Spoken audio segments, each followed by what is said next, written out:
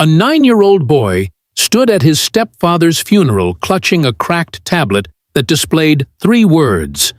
Words sent 12 hours after the billionaire CEO was declared dead. His stepfather had made him a promise.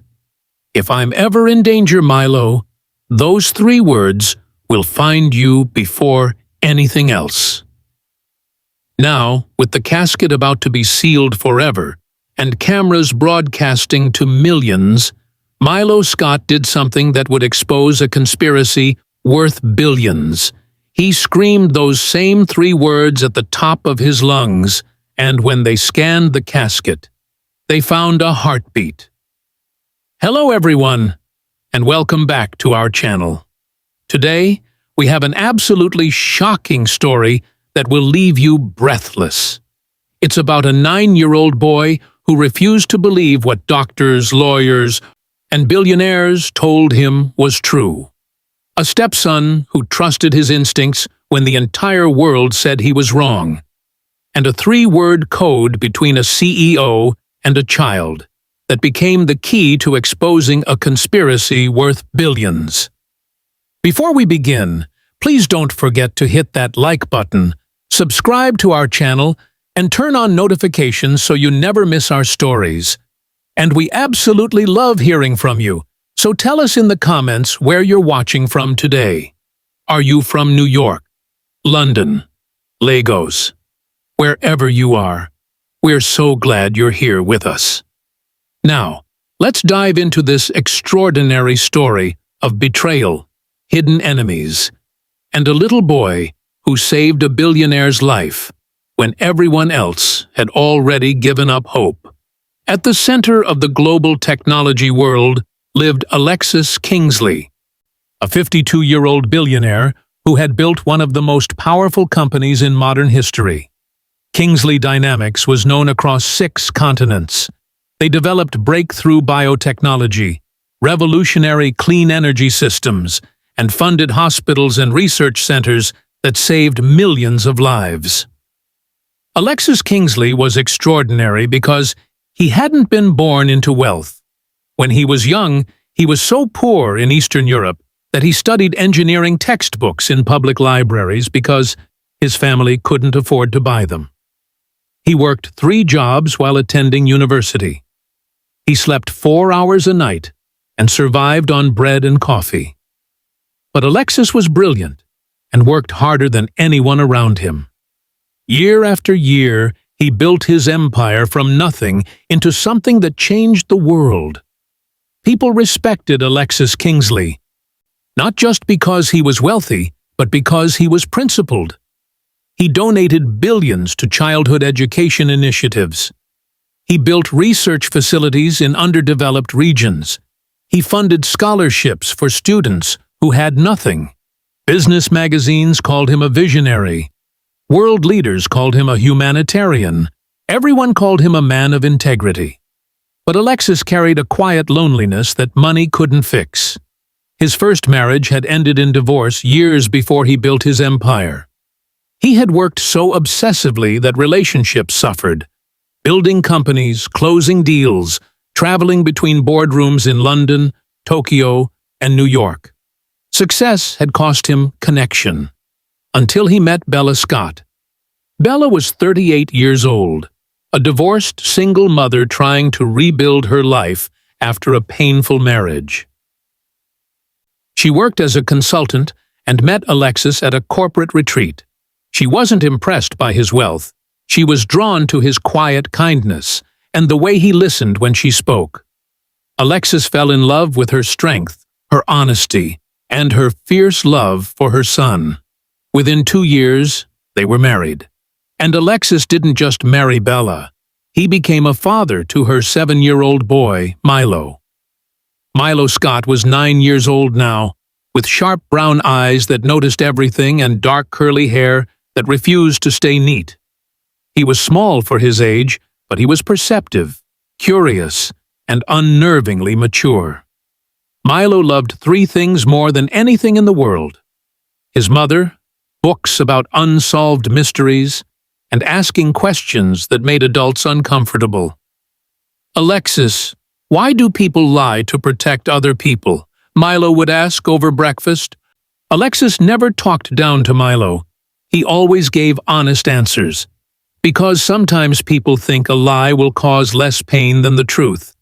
But lies always come out eventually, Milo.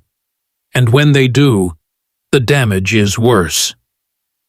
Like in detective stories, Alexis's face would light up with pride. Exactly like that. You're a sharp kid, Milo. Every single morning, no matter how busy his schedule was, Alexis had breakfast with Milo and Bella at exactly 7 o'clock. Scrambled eggs, toast with honey, fresh orange juice, and they talked about everything from science to philosophy. Every single night, no matter how exhausted he was from board meetings or international calls, Alexis came to Milo's room at exactly 8 o'clock. He would sit on the edge of the bed and tell stories about building his company, overcoming failure, and the importance of courage, until Milo fell asleep, feeling safe and loved. Before she passed, Milo's grandmother had taught him something important. Trust your instincts, Milo. If something feels wrong, it probably is. Don't let anyone convince you to ignore that feeling. Milo remembered that. He always paid attention to his gut. And there was someone who gave Milo a very bad feeling. Marcus Trent. Marcus Trent was Alexis's childhood friend from Eastern Europe and the chief financial officer of Kingsley Dynamics. He was 50 years old, charming, and always impeccably dressed in tailored Italian suits. He drove a silver Porsche and lived in a penthouse with a view of the city skyline. Marcus visited their home every other Sunday. He always brought gifts for Milo: the latest gaming console, expensive headphones, limited edition sneakers. He would smile warmly and pat Milo's shoulder and say, "How's the smartest kid I know?" But Milo didn't trust Marcus Trent. He couldn't explain why. Marcus was always polite, always smiling, always saying the right things. But something felt wrong, like looking at a painting where the perspective is slightly off. Milo noticed small things: the way Marcus's smile vanished the second Alexis looked away, the way he studied the house like he was calculating what everything was worth, the way he talked about when the company transitions instead of if the company ever transitions. One Sunday afternoon, Milo was reading in the hallway outside Alexis's study when he heard raised voices. "Alexis, you're pushing yourself too hard," Marcus was saying. "You're not getting any younger. Maybe it's time to step back. Let someone you trust take the lead." "Someone like you?" Alexis's voice was calm but firm. "I've been your CFO for 15 years. I know this company inside and out. Don't you think it's time?" "Marcus, I built Kingsley Dynamics. I'm not ready to hand it to anyone." There was a long silence. Then Marcus spoke again, but his voice sounded different, colder, sharper. "Of course, Alexis. I'm just concerned about your health, that's all." After Marcus left, Milo found Alexis in his study. "Alexis, do you trust Marcus?" Alexis looked surprised. "He's been my friend since we were teenagers. We built this company together. Why would you ask that?" "I get a bad feeling about him." Alexis pulled Milo into a hug. "Marcus is family to me, Milo. Sometimes friends disagree about business, but loyalty runs deep. We have to trust the people who've been with us from the beginning." But Milo's bad feeling wouldn't go away. And 3 weeks later, everything changed. But to understand how everything unraveled, we need to go back. Back to before the funeral, before the conspiracy, before the moment when a 9-year-old boy became the only person standing between truth and deception. 3 weeks earlier, Milo's world looked very different. Alexis Kingsley wasn't just any billionaire. He was the kind of man whose life story got turned into documentaries and business school case studies. Born in a forgotten village in Eastern Europe in 1973, Alexis grew up in a single-room apartment with his mother and younger brother after their father abandoned them. There was no electricity most nights, no running water in the winter when the pipes froze. His mother worked 3 cleaning jobs just to buy bread and potatoes. But young Alexis was different. While other children played in the streets, he spent hours in the public library, teaching himself English from old magazines and reading engineering textbooks he could barely understand. He was fascinated by how things worked, how machines could be built, how systems could be improved, how technology could change lives. At 16, Alexis won a scholarship to study engineering at a university in Prague. He arrived with 1 suitcase, $40, and a hunger to prove that poverty wasn't destiny. He worked as a night janitor, a weekend translator, and a lab assistant. He studied under flickering desk lamps while his roommates slept. He survived on instant noodles and black coffee. He slept 4 hours a night and dreamed of building something that mattered. By 25, Alexis had his first patent. By 30, he had his first company. By 40, he had built Kingsley Dynamics into a global empire. Kingsley Dynamics wasn't just another tech corporation. It was a powerhouse that operated in 47 countries across 6 continents. The company specialized in 3 revolutionary fields: biotechnology that developed life-saving treatments for diseases that had been considered incurable, clean energy systems that powered entire cities without fossil fuels, and artificial intelligence that made surgery safer and more precise. The company employed over 70,000 people worldwide and generated billions in annual revenue. But what made Alexis truly remarkable wasn't his wealth. It was what he did with it. He funded children's hospitals in regions devastated by war. He built vocational training centers in communities where unemployment had destroyed hope. He established scholarship programs that sent thousands of students to universities they never thought they could afford. He donated research labs to institutions studying climate change, cancer, and neurological diseases. The media called him a visionary. World Economic Forum panels invited him to speak about innovation and social responsibility. Presidents and prime ministers sought his counsel. Business magazines put his face on their covers with headlines like "The Billionaire Who Gives Back" and "Building an Empire with a Conscience." But those who worked closest to Alexis knew something the public didn't. Behind the speeches and the philanthropy and the global reputation, Alexis Kingsley was an intensely private man who trusted very few people. He was warm with those he loved, but guarded with everyone else. He kept secrets. He worked late into the night on projects no one else knew about. He had encrypted files on his personal devices and made phone calls in locked rooms. Something was always simmering beneath the surface, something he never fully shared. And then he met Milo Scott.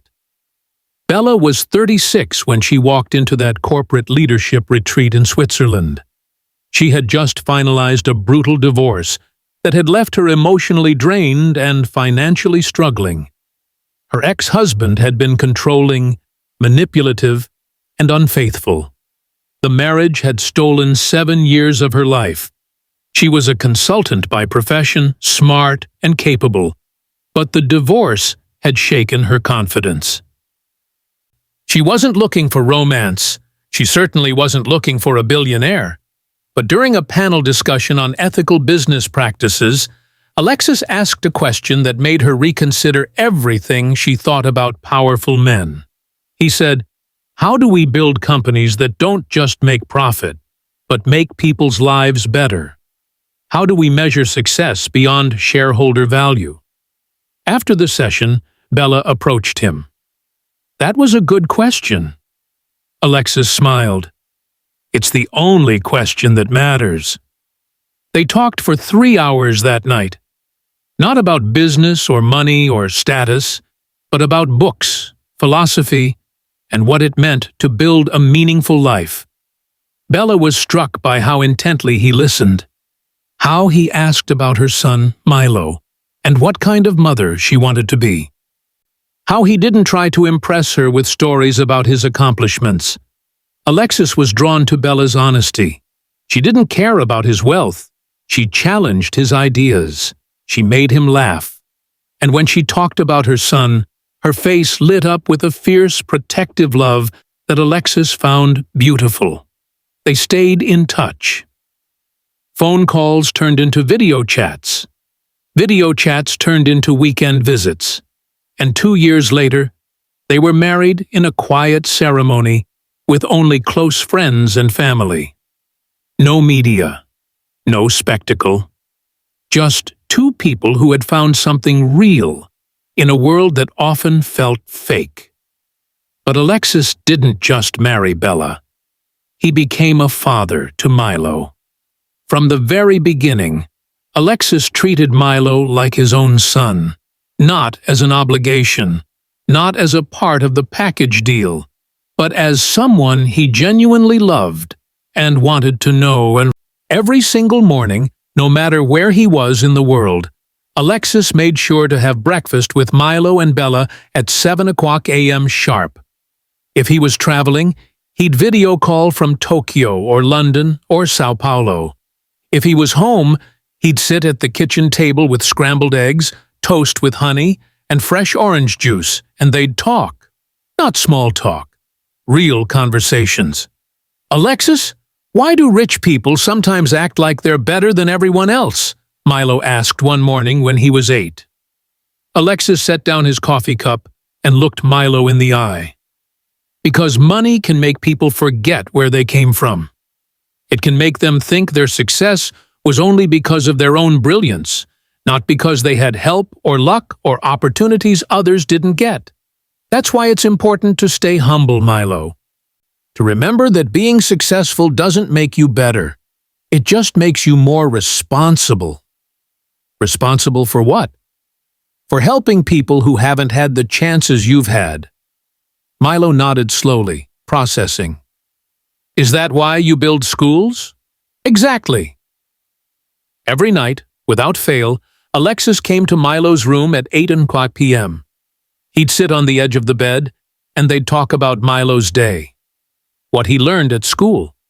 What he was curious about. What worried him. Alexis would tell stories about his own childhood, about the mistakes he'd made, about the importance of courage and honesty. And then, one night when Milo was 7, Alexis taught him something that would change everything. "Milo, I need to tell you something important," Alexis said, his voice unusually serious. Milo sat up. "What is it?" "I work in a world where not everyone is honest. Sometimes people pretend to be your friend when they're really your enemy. Sometimes people smile at you while they're planning to hurt you." "That's scary." "It is, but I have ways to stay safe, and I want you to be part of that safety." Alexis pulled out his phone. "If I'm ever in real danger, and I hope I never am, but if I ever am, I'll send you a message. 3 words, just 3 words. Can you remember that?" "What are the words?" "Check the truth." Milo repeated them. "Check the truth." "Good. If you ever get those words from me, it means something is very wrong. It means I need help. It means you need to find someone you trust and show them that message. Do you understand?" Milo nodded, his young face serious. "I understand. This is our secret, Milo, just between us. Not even your mom knows about this code. Can you keep it? I promise." Alexis hugged him. "You're a brave kid, Milo, braver than you know." But even as Alexis built this beautiful life with Bella and Milo, there were signs that something was wrong. Late-night phone calls that Alexis took behind closed doors. encrypted files on his laptop that were password protected with layers of security, hushed arguments with executives that ended abruptly when Bella walked into the room. One evening, Bella found Alexis staring at his computer screen, his face tight with stress. "Everything okay?" she asked. He closed the laptop quickly. "Just work." "You've been saying just work a lot lately." "It's a complicated time, Bella. There are things happening at the company, things I'm trying to fix." "Can I help?" "No." The word came out too sharp, and Alexis softened immediately. "I'm sorry. I just mean, this is something I need to handle on my own, to keep you safe." Bella wanted to push, but she didn't. She trusted Alexis. She believed he would tell her if it was truly important. But Milo noticed more than Bella did. He noticed that Marcus Trent, Alexis's childhood friend and chief financial officer, visited more frequently, and each time the conversation seemed tenser. He noticed Dr. Elena Cortez, the head of Kingsley Dynamics' medical research division, a brilliant but cold woman in her early 50s with sharp gray eyes and a clipped, efficient manner. She often arrived at the house with folders marked confidential and left looking worried. He noticed Eric Voss, the company's corporate attorney, a man in his 40s with slicked-back hair and expensive suits, who always seemed to be watching Alexis with calculating eyes. Eric smiled too much, laughed too loudly, and asked too many questions about Alexis's personal schedule. Milo didn't trust any of them. And then came the board meeting. It was a Tuesday afternoon, 3 weeks before the funeral. Alexis was presenting quarterly results to Kingsley Dynamics' board of directors. Bella and Milo weren't there, but later they would learn exactly what happened from the people who witnessed it. Alexis was mid-sentence, discussing a new biotechnology initiative, when he suddenly stopped speaking. His face went pale. He gripped the edge of the conference table. "Alexis?" Marcus stood up. "Are you all right?" Alexis's voice was strained. "I don't feel—" And then he collapsed. People screamed. Someone called 911. Dr. Cortez rushed forward, checking his pulse. Eric Voss stood frozen, his face unreadable. By the time the ambulance arrived, Alexis Kingsley was unconscious. And by the time Bella and Milo reached the hospital, the doctors were telling them something that would shatter their world. "I'm sorry. We did everything we could. But he's gone." Bella would never forget the moment the doctor walked into that sterile waiting room. She was sitting in a plastic chair, her hands trembling, her mind racing through every possible outcome. Milo sat beside her, silent and pale, clutching her hand so tightly his knuckles had turned white. They'd been waiting for 3 hours. 3 hours of watching nurses rush past with urgent expressions. 3 hours of hearing monitors beeping in distant rooms. 3 hours of hoping for good news. When Dr. Elena Cortez finally appeared in the doorway, Bella knew immediately. She could see it in the woman's face. The practiced sympathy, the careful positioning of her clipboard, the way she paused before speaking, as if bracing herself. "Mrs. Kingsley?" Dr. Cortez said softly. "I'm so sorry. We did everything we could." The words didn't make sense at first. They seemed to float in the air, disconnected from reality. "What do you mean?" Bella's voice sounded strange, distant. "Your husband suffered a massive cardiac arrest. By the time the paramedics arrived at the board meeting, his heart had already stopped. We tried to resuscitate him for 47 minutes, but there was no response. I'm so sorry, Mrs. Kingsley. He's gone. Gone. Such a small word for such an enormous loss." Bella's legs gave out. She would have collapsed if Milo hadn't been holding her. She heard herself making sounds, gasping, crying, but it felt like she was watching someone else's life fall apart.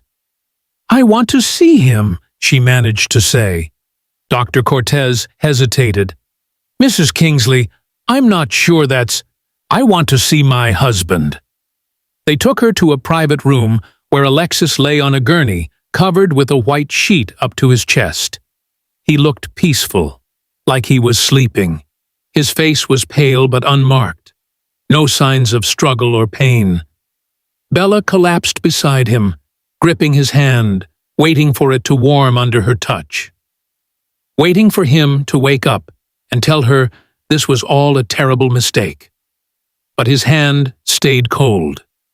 Milo stood in the doorway, frozen. He stared at Alexis's face, his young mind trying to process what his eyes were seeing. This didn't look like death, not the way they showed it in movies. Alexis looked like he could open his eyes at any moment. But he didn't. The next 48 hours passed in a blur of decisions that Bella was too devastated to make properly. Marcus Trent appeared at their home within hours of Alexis's death, his face grave, but his efficiency almost unsettling. "Bella, I know this is impossible to think about right now," Marcus said, sitting across from her in the living room while Milo listened from the stairs. "But there are legal matters we need to address immediately. The company, the estate, the media is already circling." "I can't think about that now," Bella whispered, her eyes red from crying. "I understand, but Alexis would want us to protect what he built. I'm recommending we move forward with a closed autopsy and an expedited funeral. The longer we wait, the more speculation builds. The stock prices are already dropping. Competitors are circling. We need to show stability." Eric Voss, the company attorney, arrived shortly after with documents. "Mrs. Kingsley, I'm so sorry for your loss, but these are time-sensitive legal instruments that require your signature. They ensure the company's continuity during this transition." Bella signed papers she barely read. She authorized an autopsy she didn't fully understand. She agreed to a funeral scheduled for just 5 days after Alexis's death, far faster than normal, but everyone kept saying it was for the best. Given his public profile, Eric explained, a prolonged mourning period will only intensify media scrutiny. A swift, dignified ceremony allows everyone to begin healing. Bella was too numb to argue, but Milo was paying attention. He noticed things that the grieving adults missed. The first thing he noticed was the medical report, or rather, the lack of one. 3 days after Alexis's death, Milo overheard his mother on the phone with the hospital, asking for Alexis's medical records. "What do you mean they're not ready?" Bella said, her voice tight with frustration. "It's been 3 days. I need to understand what happened to my husband." Long pause. "Lost? How do you lose medical records? This is a world-class hospital." Another pause. "I don't care about your system's upgrade. I want those records by tomorrow."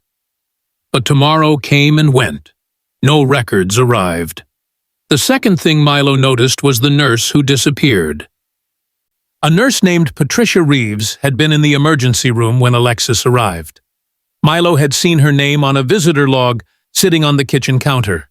But when Bella tried to call the hospital to speak with her, to understand exactly what had happened in those final moments, the hospital said there was no record of a Patricia Reeves ever working there. "That's impossible," Bella insisted. "I saw her badge. I spoke to her. I'm sorry, Mrs. Kingsley. We have no employee by that name." The third thing Milo noticed was how rushed everything felt. 5 days between death and burial was extraordinarily fast for someone of Alexis's stature. Milo had read about state funerals for important people. They took weeks to organize. But Marcus and Eric kept insisting speed was essential. The longer we wait, the more painful it becomes, Marcus said gently. But Milo thought Marcus looked relieved, not sad. The fourth thing Milo noticed was the executives. Dr. Elena Cortez came to the house to offer her condolences. She hugged Bella and said all the right things. But when she thought no one was looking, Milo saw her check her phone and smile. Not a sad smile, a satisfied smile.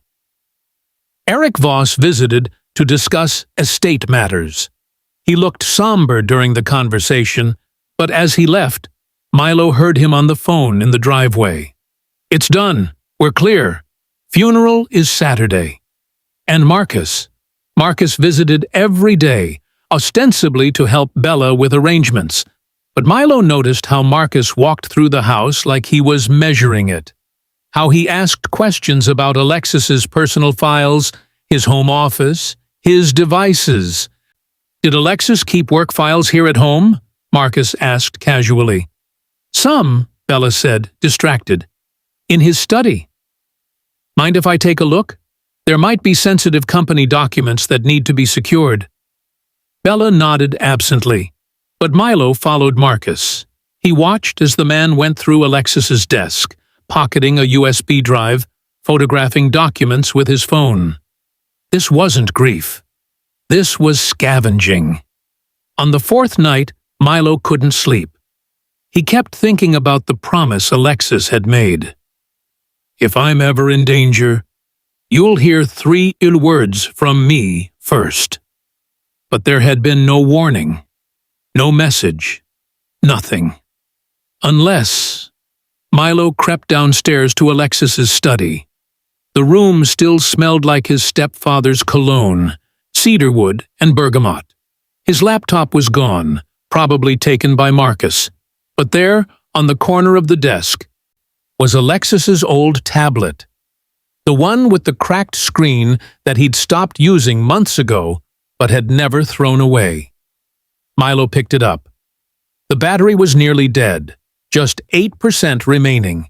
He entered the password he'd seen Alexis use 100 times. Bella plus Milo with zeros for the O's. The device unlocked. Milo opened the messages. Most were old, months out of date. Work emails, reminders, nothing recent. But then he saw it. A message thread with no contact name, just a number. And one message, sent 4 days ago, the day after Alexis had supposedly died. 3 words. Check the truth. Milo's hands started shaking. He checked the timestamp. The message had been sent at 11:47 p.m., more than 12 hours after the hospital had declared Alexis dead at 11:23 a.m. This was impossible. This was the code, the secret code that only he and Alexis knew. His stepfather was trying to tell him something. Milo's mind raced. If Alexis sent this message after he died, then maybe he wasn't really dead. Maybe something else was happening. Something terrible. Something dangerous. He had to show someone. He had to tell his mother. Milo ran upstairs to Bella's room. She was sitting on the bed, staring at nothing, surrounded by tissues and framed photos of Alexis. "Mom," Milo said, his voice urgent. "Mom, I need to show you something." Bella looked up, her eyes hollow. "What is it, sweetheart?" "Look at this." Milo held out the tablet, showing her the message. This was sent after Alexis died. The timestamp proves it. He sent me our code. He's trying to tell me something is wrong. Bella took the tablet, squinting at the screen. She looked at the message for a long moment, then handed it back to Milo. "Sweetheart, the timestamp is wrong. These old devices lose track of time when the battery gets low. Or maybe it was a scheduled message he set up before he collapsed. Sometimes people do that." "But Mom, Milo," Bella's voice cracked. "I know this is hard, I know you want there to be some explanation that means he's not really gone. I want that too. But he is gone. I saw his body. The doctors declared him dead. We have to accept it. But what if they're wrong? What if— Stop! Bella's voice was sharp now, edged with desperation. Please, Milo, I can't do this. I can't hope for something impossible. It will break me. Do you understand? I need you to accept this, so we can both survive it. Tears streamed down her face. Milo wanted to argue, wanted to make her see. But he could see she was barely holding herself together. Okay, he whispered. Okay, Mom. But it wasn't okay. That night, Milo lay in bed, staring at the ceiling, the tablet hidden under his pillow. His mother thought grief was confusing him. Maybe she was right. Maybe he was seeing patterns that weren't there because he couldn't accept the truth. But Alexis had taught him something important. Trust your instincts, Milo. If something feels wrong, it probably is. And everything about this felt wrong. The rushed funeral, the missing medical records, the disappeared nurse, the executive's strange behavior, the message sent after death. If no one else would listen, Milo would have to find someone who would. The next morning, Milo made a decision. He packed the tablet in his backpack and went to school. The funeral was tomorrow. If he was going to do something, it had to be now. At lunch, instead of going to the cafeteria, Milo walked to the counseling office. Miss Rowan was young, maybe 30, with kind eyes and an office filled with plants and books. She'd helped Milo through the adjustment when his mother first married Alexis. She'd always treated him like his thoughts mattered. She was the only person Milo could think of who might actually listen. He knocked on her door. Milo? Miss Rowan looked surprised. Come in. How are you holding up? I heard about your stepfather. I'm so sorry. Milo stepped inside and closed the door behind him. Miss Rowan, he said, his voice steady despite his racing heart. I need your help. I think something terrible is happening, and I think I'm the only one who can stop it. He pulled out the tablet. I need you to believe me. Even if it sounds impossible, because my stepfather's life might depend on it. Miss Rowan set down her coffee and gave Milo her full attention. Tell me everything, she said. And Milo did. This is getting intense, isn't it? If you're hooked on this story, go ahead and hit that like button right now. And drop a comment telling us, do you think Alexis is really alive? We love hearing your theories. Miss Rowan listened without interrupting. That was the first thing that made Milo feel like he'd made the right choice. Most adults would have stopped him halfway through with reassurances or dismissals, but Miss Rowan sat quietly, her hands folded on her desk, her eyes focused on Milo's face, as he explained everything. The code, the timestamp, the missing medical records, the disappeared nurse, the executives acting strange, the rushed funeral. When Milo finished, he held out the tablet with trembling hands. I know it sounds crazy, he said quietly. My mom thinks I'm just confused because I'm sad, but I'm not confused, Miss Rowan. Something is wrong. Miss Rowan took the tablet and studied the message carefully. She looked at the timestamp, then back at Milo. You're not confused, she said finally. You're observant. And you're brave to come to me with this. Relief flooded through Milo's chest. You believe me? I believe that you believe something is wrong. And the fact that you're presenting this so calmly and rationally tells me you're not acting out of simple grief. You've noticed specific inconsistencies. That matters. She tapped the screen thoughtfully. But I'm not a tech expert, Milo. I can't tell you whether this message is legitimate or if there's some other explanation for the timestamp. Milo's hope began to deflate, but Miss Rowan held up a hand. However, she continued, I know someone who can help us figure that out. His name is Jonah Hale. He used to work in corporate cybersecurity and digital forensics before he became a private consultant. He's helped me before with a case involving cyberbullying and traced IP addresses for the police. If anyone can tell us whether this message is real, it's him. Can we call him now? Milo asked urgently. The funeral is tomorrow. If I'm right about this, we're running out of time. Miss Rowan picked up her phone. Let me see if he's available. 20 minutes later, Jonah Hale arrived at the school. He wasn't what Milo expected. Most tech experts in movies were either young and energetic or old and eccentric. Jonah was somewhere in between, mid-30s, wearing jeans and a plain gray hoodie, with wire-rimmed glasses, and the kind of quiet intensity that came from spending more time with computers than people. He carried a laptop bag and a portable hard drive. Thanks for coming so quickly, Miss Rowan said, gesturing for him to sit. Jonah nodded at Milo. Catherine told me the basics on the phone. Your stepfather, Alexis Kingsley. I've heard of him. Brilliant man, I'm sorry for what you're going through. Thank you, Milo said. But I don't think I'm going through a loss. I think I'm going through something else. Jonah's expression didn't change. Show me the device.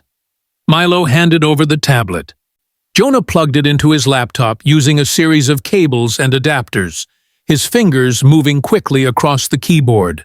Code scrolled across his screen, lines of white text on black background that Milo couldn't decipher. Tell me about this message while I work, Jonah said without looking up. Milo explained the three-word code, how Alexis had taught it to him 2 years ago, how it was supposed to be a warning if Alexis was ever in danger, how the message had appeared after Alexis was declared dead. Jonah worked in silence for several minutes, his eyes scanning data, his fingers occasionally pausing to zoom in on something or cross-reference information. Finally, he sat back. Okay, he said slowly. First thing, this message is real. It wasn't a glitch or a timestamp error. It was sent from this device at 11:47 p.m. on the date indicated, which is approximately 12 hours after your stepfather was declared deceased. Milo's heart began to race. So he was alive when he sent it? Either that, or someone else had access to this device and sent it pretending to be him. Jota looked at Milo seriously. Is there anyone who knew about your three-word code? No one, not even my mom. Alexis said it was just between us. Jonah nodded. That makes it more significant. But there's more. He turned his laptop so they could see the screen. I found encrypted sequences buried in the device's logs. Your stepfather was using military-grade encryption software. The kind you don't get from a standard app store. The kind people use when they're handling extremely sensitive information. What kind of information? Miss Rowan asked. I can't break the encryption without more time and possibly better equipment, but I can see the file structures and access patterns. Your stepfather was accessing and editing these files regularly in the weeks leading up to his collapse. Then, look at this. Jonah pointed to a series of timestamps. Someone tried to remotely access this device and delete these files. The deletion attempt came from an external IP address 3 hours after your stepfather was declared dead. Someone tried to erase evidence, Miss Rowan said quietly. Exactly. And they partially succeeded. Some files are corrupted or missing. But the encryption held on the core documents, and I found backup fragments cached in the system memory. From what I can piece together, your stepfather was conducting some kind of internal investigation. Milo leaned forward. Investigation into what?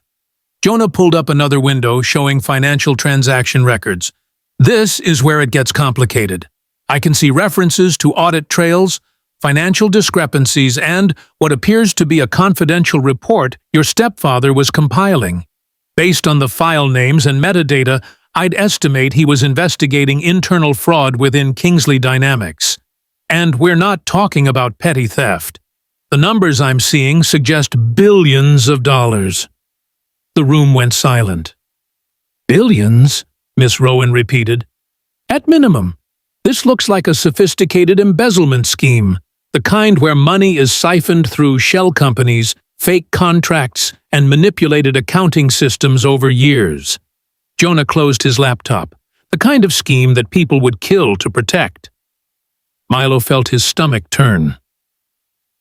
You think someone at the company killed Alexis? I think someone at the company tried to silence him, Jonah said carefully. Whether that means killing him or something else, I can't say for certain. But the evidence suggests your stepfather discovered something massive, was preparing to expose it, and suddenly collapsed under suspicious circumstances. What do we do? Milo asked. We need to get this information to the authorities, Miss Rowan said immediately. But Jonah shook his head. Not yet. Think about it. If executives at a billion-dollar corporation are involved in this, they likely have connections to local law enforcement, politicians, and media. Going to the police without ironclad proof could just alert them that someone is investigating. They'd bury the evidence deeper. Or worse. Then what? Milo's voice rose with frustration. The funeral is tomorrow morning. If we don't do something now, he stopped. The full horror of the thought hitting him. Jonah and Miss Rowan were staring at him. What is it? Miss Rowan asked gently. The funeral, Milo whispered. They're rushing the funeral. They want it done in 5 days, instead of taking weeks like they should for someone like Alexis. And they wanted a closed autopsy. No independent medical examiner. No second opinion. Why would they want that? Miss Rowan asked, though her face suggested she was beginning to understand. Milo looked at Jonah. You said someone tried to silence him. What if they didn't kill him? What if they used something that made him look dead, but he's not? What if the message he sent me means he's still alive, but can't wake up yet? Jonah's expression shifted, not dismissive, but deeply troubled. That's theoretically possible. There are compounds that can induce a death-like state, slow the heartbeat to nearly undetectable levels, suppress brain activity, lower body temperature. Some are synthetic derivatives of plant toxins. Others are experimental pharmaceuticals. If Kingsley Dynamics works in biotechnology and medical research, they'd have access to that kind of thing. And if they used something like that, Miss Rowan said slowly, they'd need to bury him before he wakes up, Milo finished. That's why they're rushing everything. That's why they made the medical records disappear. That's why the nurse who saw him in the emergency room suddenly doesn't exist in any records. His voice was shaking now, but not with fear. With certainty. They're not trying to bury a dead man tomorrow. They're trying to bury him alive. While Milo was at school uncovering the conspiracy, things at home were getting worse. Bella sat in the living room, surrounded by lawyers and executives, each one of them pressing documents in front of her with urgent efficiency. Mrs. Kingsley, I need you to sign here, Eric Voss said, pointing to a highlighted section on page 12 of a 30-page legal contract. This transfers emergency operational control to the executive board until the estate is settled. Why is that necessary? Bella asked, her voice exhausted. Because without clear leadership, the company is vulnerable. Competitors are already circling. Stock prices have dropped 8% since news of Alexis's death broke. We need to stabilize the situation immediately. Marcus Trent leaned forward from his position on the couch, his expression sympathetic but firm. "Bella, I know this is overwhelming, but Alexis would want you to protect what he built. Signing these documents ensures the company survives this transition. It's what he would have wanted." "What about Milo?" Bella asked. Alexis left instructions that Milo should be considered in all major decisions regarding the estate. Marcus and Eric exchanged a quick glance.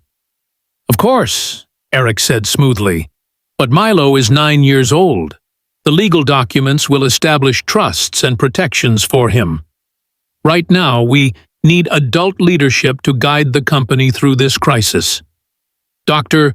Elena Cortez sat in the corner, her hands folded, saying nothing but watching everything. Bella hesitated, pen hovering over the signature line. "Can I review these with my own attorney first?" "Absolutely," Eric said. "But that will take time. Days, maybe weeks. And every day we delay, the company loses millions. The board meets Monday. If we don't have this resolved by then, there will be votes of no confidence, executive resignations, potential hostile takeovers." "The funeral is tomorrow," Marcus added quietly. "After that, you'll need time to grieve. Let us handle the business side so you can focus on healing." Bella signed. Not because she was convinced, but because she was too tired to fight.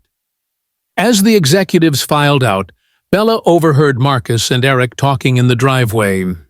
She'd walked to the window to close the curtains when their voices drifted through the open window. "Everything in place for tomorrow?" Eric asked, his voice low. "Completely. The funeral starts at 10 a.m., burial at 11:30. By noon, it's done. And the transfer documents? Signed. Once he's buried, we move forward with Phase 2. Good.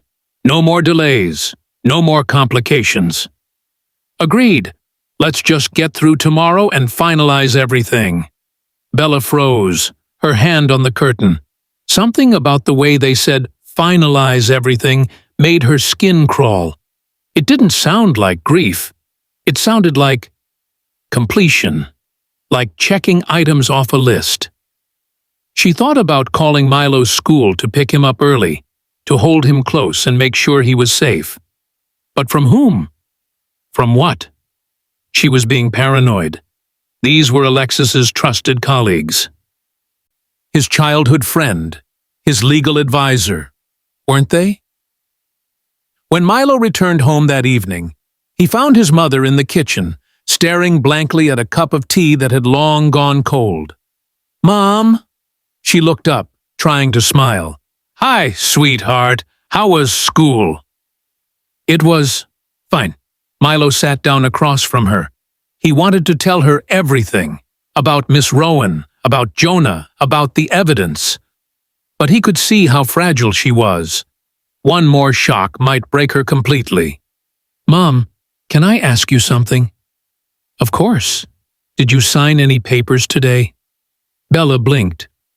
"How did you know that?"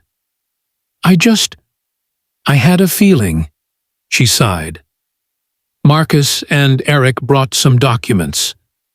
Legal things about the company. They said it was important to sign quickly. "Did you read them carefully?" "Milo, I can barely think straight. I trusted that they know what they're doing." "We?" Before he could answer, voices echoed from the hallway. Marcus and Eric had returned, letting themselves in with the key they'd been given for emergency access.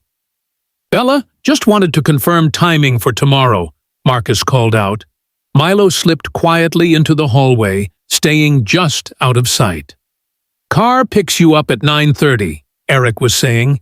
"Service starts at 10 Burial immediately following at 11:30. The cemetery has been cleared for privacy. No media, no unauthorized personnel." "That's good," Bella said distantly. "I don't think I could handle cameras tomorrow." "Completely understandable," Marcus replied.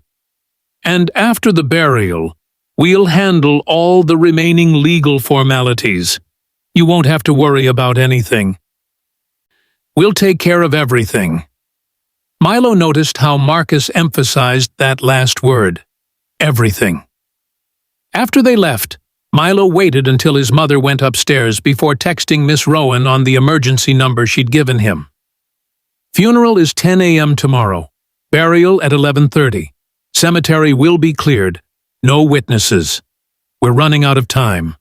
The response came quickly. "Jonah is working on getting a court order to halt the burial, but we need hard evidence to convince a judge. Can you get me anything else from your stepfather's files?"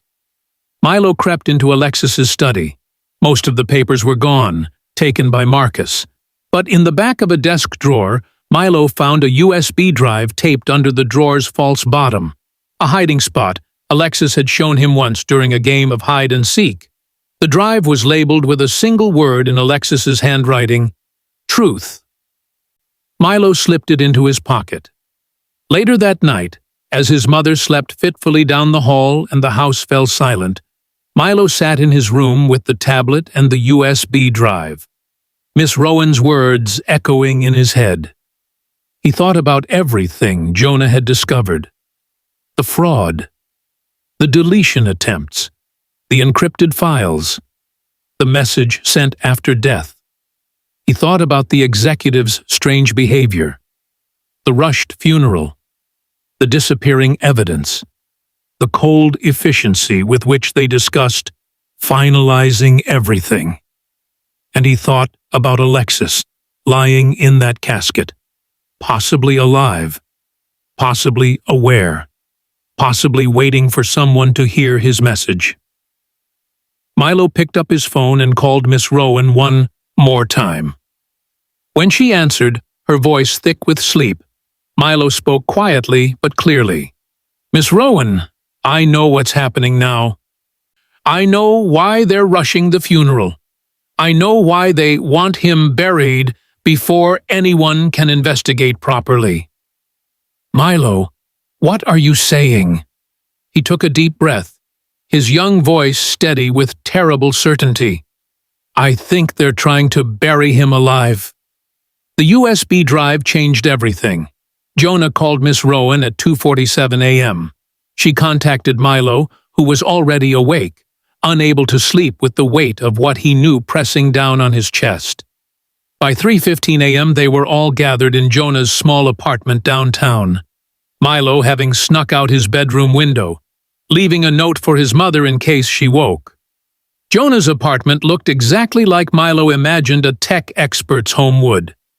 Multiple monitors glowing in the darkness, cables snaking across every surface, empty coffee cups forming a small city on the desk, and the faint hum of computer fans filling the silence. "This is it," Jonah said, his voice tight with a mixture of excitement and horror, as data scrolled across his screens. "This is what your stepfather was going to expose." The USB drive labeled Truth contained everything. Financial records showing systematic embezzlement dating back 7 years, shell companies in offshore tax havens, falsified contracts worth hundreds of millions, research grants that funded projects that never existed.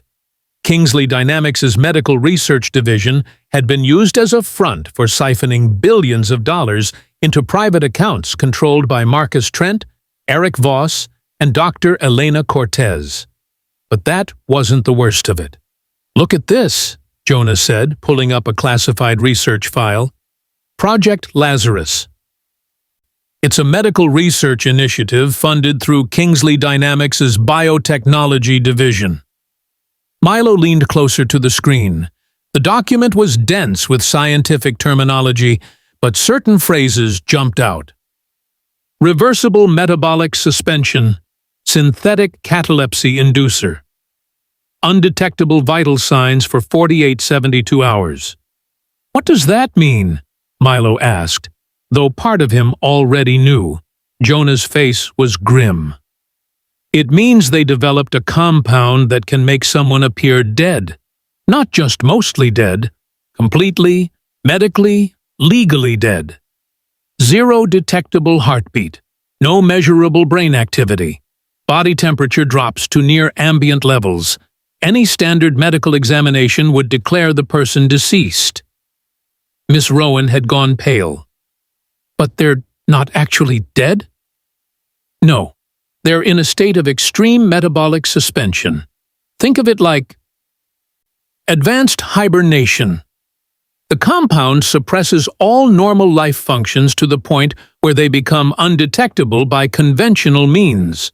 According to these notes, the effect lasts between 48 and 72 hours, depending on the subject's body weight and metabolism. And then what happens? Milo's voice was barely a whisper. If untreated, the subject dies for real as organ systems begin to fail. But if the antidote is administered within that window, the person can be revived with minimal long-term damage. Jonah pulled up another file. Here's the terrifying part.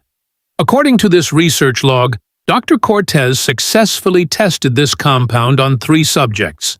All 3 survived the induced death state and were revived. 3 test subjects, Miss Rowan said slowly. Where are they now? Jonah's silence was answer enough. But why? Milo asked. Why would they create something like this? Initially, it looks like legitimate research, potential medical applications for trauma patients, suspended animation for long-term space travel, that kind of thing. But somewhere along the line, Marcus and his conspirators realized they had the perfect murder weapon. A compound that makes someone appear dead, allows you to legally bury them, and ensures they never wake up to expose your crimes. Milo felt sick. They gave it to Alexis. I believe so. Look at the timeline. Jonah displayed a chart showing correlating dates. 3 weeks ago, Alexis discovered the embezzlement scheme. 2.5 weeks ago, he began compiling this evidence. 2 weeks ago, he scheduled a board meeting to present his findings. And at that board meeting, he collapsed. Dr. Cortez was there. Milo remembered. She checked his pulse. She was one of the first people to reach him when he fell. And she works in medical research, Miss Rowan added. She'd have access to the compound. She'd know exactly how to administer it. She'd know how much to use. Jonah nodded. The injection site would be nearly invisible. A pinprick between the fingers, under the tongue, behind the ear. By the time he reached the hospital, the compound would be in full effect. Every test would show he was dead. But he sent me the message, Milo said. 12 hours after they declared him dead, he sent me, check the truth. How? The compound's effects aren't instantaneous. According to these notes, there's a transitional period, 15 to 20 minutes, where the subject is conscious but increasingly paralyzed. He can think, he can sometimes move minimally, but he can't speak or call for help. Your stepfather must have realized what was happening. In those final conscious moments, he managed to grab his old tablet and send you the code you'd both agreed on.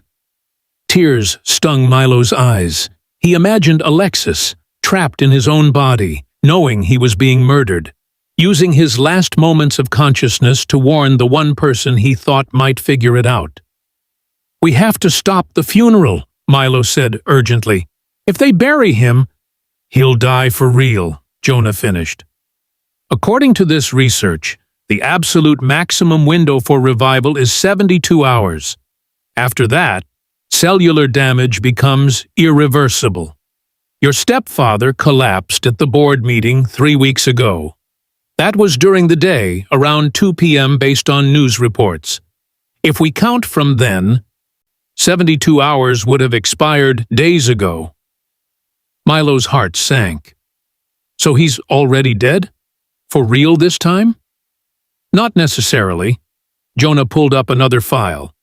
This is the critical detail. The conspirators would need to keep him on minimal life support to extend the window. Nothing obvious, but subtle interventions. The funeral home would be in on it. climate-controlled storage, possibly even oxygen supplementation disguised as standard embalming procedures. They're not trying to keep him alive permanently, just long enough to make the burial look legitimate. Then they'd revive him? Miss Rowan asked, confused. No, Jonah said darkly. Then they'd let nature take its course. Buried 6 feet underground in a sealed casket. Even if the compound wears off and Alexis regains consciousness, he'd suffocate within minutes. Completely untraceable. No evidence. Just a billionaire who died of a heart attack and was properly buried. The horror of it settled over the room like a physical weight. "We're going to stop them," Milo said, his voice stronger than he felt. "We have the evidence. We can call the police, show them everything. And they'll tell us to come back with a warrant," Jonah interrupted. "Milo, these people have billions of dollars at stake. They have connections. They have lawyers." Marcus Trent was childhood friends with the police commissioner. Eric Voss represents half the judges in this city. Dr. Cortez has published papers with the chief medical examiner. If we walk into a police station with this story, we'll be dismissed as conspiracy theorists, and by the time anyone takes us seriously, the funeral will be over. "Then what do we do?" Milo demanded. "Just let them bury him alive?" "No." Jonah's expression hardened. "We go over their heads. Federal authorities, the FBI, someone beyond their sphere of influence. But that takes time to arrange. And the funeral is in 7 hours. Miss Rowan checked her watch. 6 hours and 43 minutes. Can we get a court order to halt the burial? Already working on it, Jonah said, typing rapidly. I have a contact, a federal prosecutor who owes me a favor from when I helped with a cybercrime case. If I can get this evidence to her and convince her it's legitimate, she might be able to get an emergency injunction. But judges don't like being woken up at 3 a.m., and she'll need time to review the evidence. How much time? Milo asked. Best case? 3 to 4 hours to wake a judge, present the case, and get the order signed. The funeral starts at 10 a.m., Miss Rowan calculated. That would get us the order around 7 or 8 a.m., which gives us 2 to 3 hours to physically get to the cemetery, serve the order, and halt the burial, Jonah finished. It's going to be close.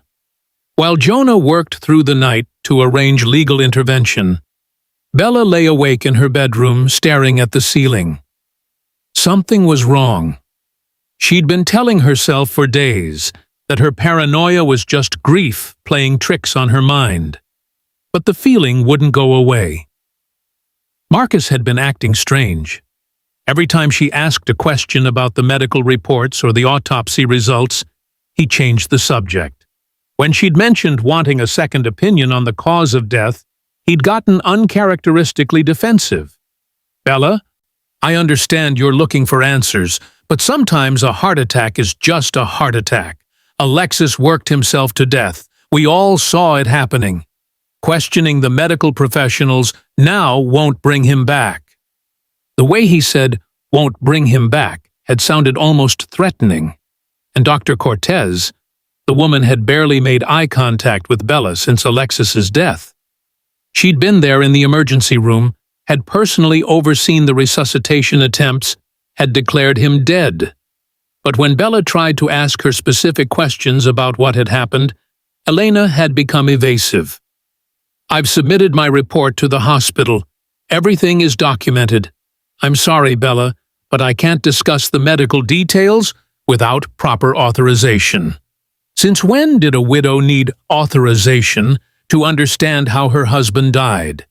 And the lawyers? Eric Voss had been relentless about getting her to sign documents transferring control of the company.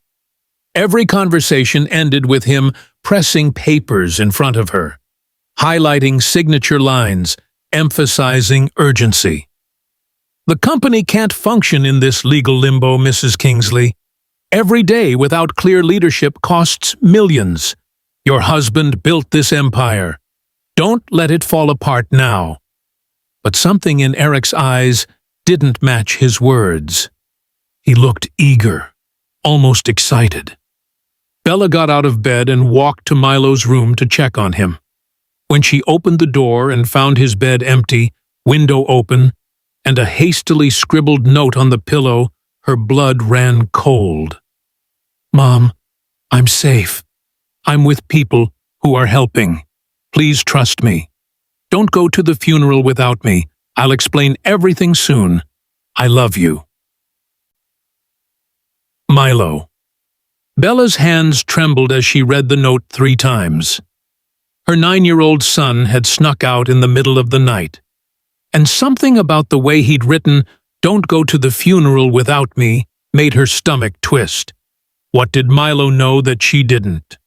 The sun rose over a city that had no idea what was about to happen. By 8:47 a.m., Jonah had received confirmation. The emergency court order had been granted. A federal judge, after reviewing the evidence Jonah had submitted, had issued an injunction halting the burial of Alexis Kingsley, pending investigation into suspected foul play. But getting the order signed was only half the battle. "The cemetery is 45 minutes away," Miss Rowan said, looking at her phone's GPS, "and the funeral starts in 73 minutes. Even if we leave right now?" "We're leaving right now," Milo said, already heading for the door. "We have to try." They piled into Miss Rowan's car. Milo in the back with the evidence files Jonah had printed, Miss Rowan driving, and Jonah in the passenger seat with his laptop, maintaining contact with the federal prosecutor. Traffic was merciless. A fender bender on the highway added 17 minutes to their journey. Construction narrowed 3 lanes to 1. Every red light felt like a deliberate conspiracy. "We're not going to make it," Miss Rowan said, her voice tight with stress as they sat in gridlock traffic. "Yes, we are," Milo insisted. "We have to." They arrived at Meadowbrook Cemetery at 10:34 a.m. The funeral had already begun. Milo could see the gathering from the car, hundreds of people in black, cameras on elevated platforms, the marble pavilion where Alexis's casket rested on a platform surrounded by flowers. He could see his mother in the front row, her face hidden behind dark sunglasses. "There's security at every entrance," Jonah observed. "Private security, not police. Marcus would have hired them." "Can we show them the court order?" Milo asked desperately. "Private security doesn't have to honor court orders," Jonah explained. "They're employed by the family, which technically means employed by whoever holds power of attorney over the estate, which, as of yesterday when your mother signed those documents, is Marcus Trent. So he's literally controlling who gets in and out," Miss Rowan said. "We need to get past them," Milo said. "Miss Rowan, can you create a distraction?" But before they could formulate a plan, Jonah's phone rang. He answered, listened for a moment, then his face went pale. "That was the prosecutor. She's en route with federal marshals who can enforce the court order, but they're 20 minutes away, maybe 30 with traffic." Milo looked at the scene unfolding in the distance. The officiant was speaking into a microphone. The ceremony was progressing. Every minute that passed brought them closer to the moment when that casket would be lowered into the ground. "How long does a funeral service usually last?" Milo asked, his voice tight. 30 to 40 minutes before the burial," Miss Rowan said softly. "Milo, they started at 10 NUC. It's now 10:37. That means we have maybe 20 minutes before they bury him alive," Milo finished. He looked at the security guards blocking the entrance. He looked at the hundreds of people gathered around the casket. He looked at the tablet in his hands with the 3-word message that had started everything. "Check the truth." "I'm going in," Milo said suddenly. "Milo, they won't let you past security," Jonah protested. Yes, they will. I'm his son. Well, stepson? They can't keep me out of my own stepfather's funeral. Before anyone could stop him, Milo opened the car door and started walking toward the cemetery entrance. Miss Rowan and Jonah exchanged glances, then followed him. At the security checkpoint, a large man in a black suit held up a hand. I'm sorry. The ceremony is private. No admittance without authorization. I'm Milo Scott, Milo said, his voice surprisingly steady. That's my stepfather in that casket. You can't keep me out. The guard spoke into his radio. A moment later, Marcus Trent's voice crackled through, "Let the boy through." His mother is probably worried sick, but the other two stay outside. The guard gestured for Milo to pass. Milo, Miss Rowan said urgently, gripping his shoulder. The federal marshals will be here soon. If you can just delay the burial for 15, maybe 20 minutes. I'll stop it, Milo said. I'll stop them. He walked through the gates alone. The funeral was beautiful in the way that expensive things often are. White roses and lilies everywhere. Classical music playing softly. Important people in designer mourning clothes. Cameras capturing every moment for the world to see. Milo walked down the aisle between the rows of seated guests. People turned to look at him. The small boy in the wrinkled suit he'd slept in, walking with purpose toward the front. He reached his mother. Bella gasped when she saw him. Milo, where have you been? I was so worried. Mom, don't let them close the casket, Milo whispered urgently. Please, I can explain everything, but you have to trust me. Don't let them bury him. Bella stared at her son, seeing something in his eyes she'd never seen before. Not childish imagination, not grief-induced confusion, but absolute, unshakable certainty. What are you saying? She whispered back. But before Milo could answer, the officiant's voice rang out over the speakers. We now commit Alexis Kingsley's body to its final rest. May he find peace in eternity. 4 cemetery workers stepped forward to close the casket lid. This was the moment from the very beginning of this story. The moment when everything would either be saved or lost forever. Milo looked at his mother. He looked at Marcus Trent, sitting in the second row with an expression of barely concealed relief. He looked at Dr. Cortez, who wouldn't meet his eyes. He looked at the casket where Alexis lay, possibly alive, possibly dying, possibly already gone. And he remembered the promise, the code. The 3 words that meant something was terribly, terribly wrong. Miss Rowan's voice echoed in his memory from the car. We have only minutes left, Milo. Minutes, not hours, not days. Minutes. Milo took a deep breath and did the thing he'd been preparing for since the moment he'd found that message. He stepped forward and shouted the words that would change everything. Stop! Check the truth! And the world froze. Stop! Check the truth! Milo's voice cut through the somber atmosphere like a blade through silk. For one frozen moment, nobody moved. The cemetery workers stood with their hands on the casket lid halfway through closing it. The officiant's mouth hung open mid-prayer.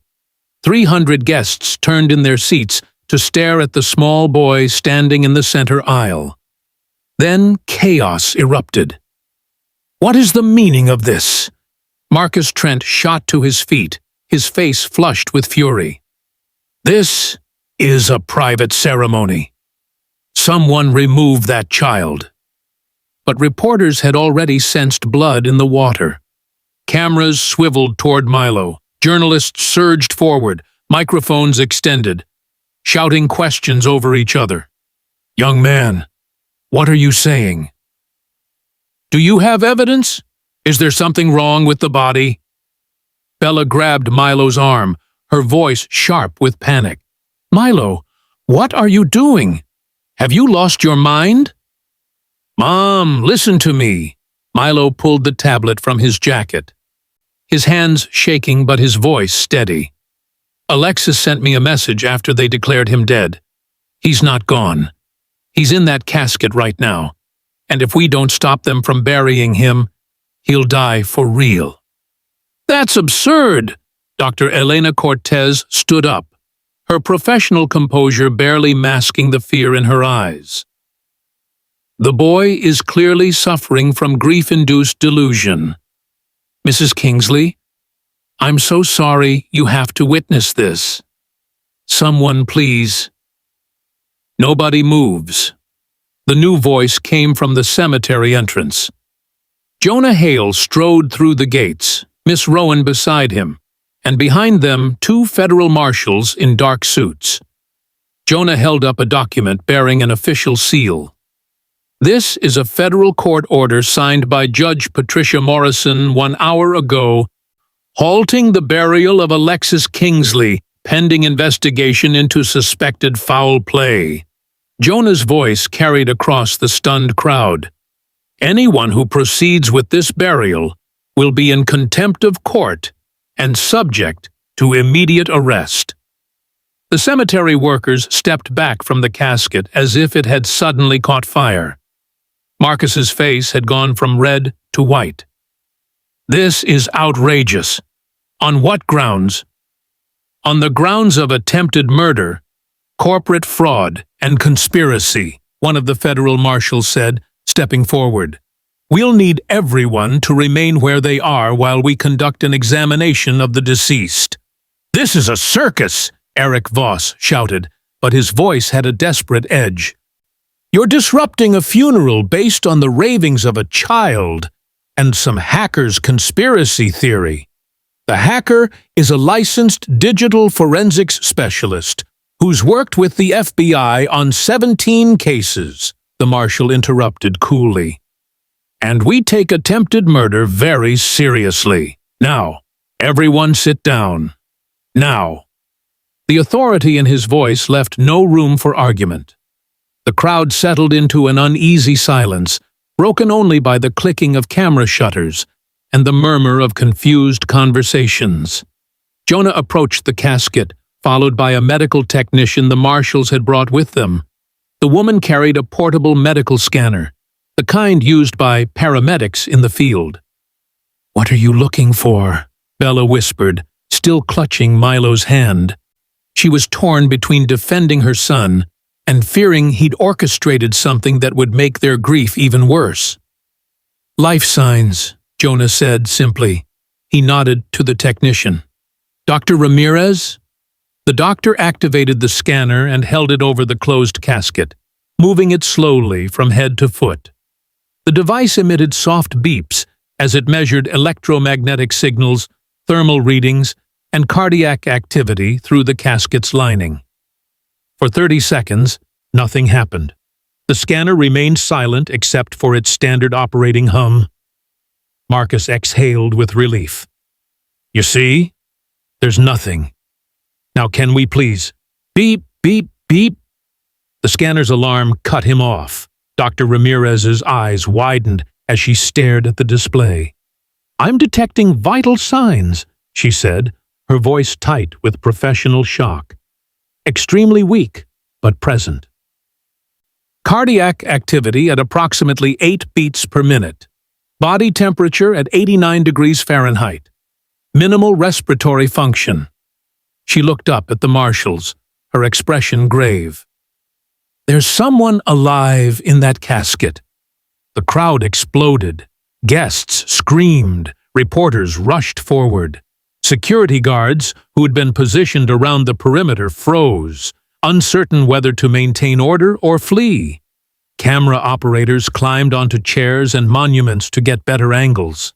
The live stream that had been broadcasting this private ceremony to a small group of business partners was now reaching millions of viewers worldwide as the feed went viral in real time.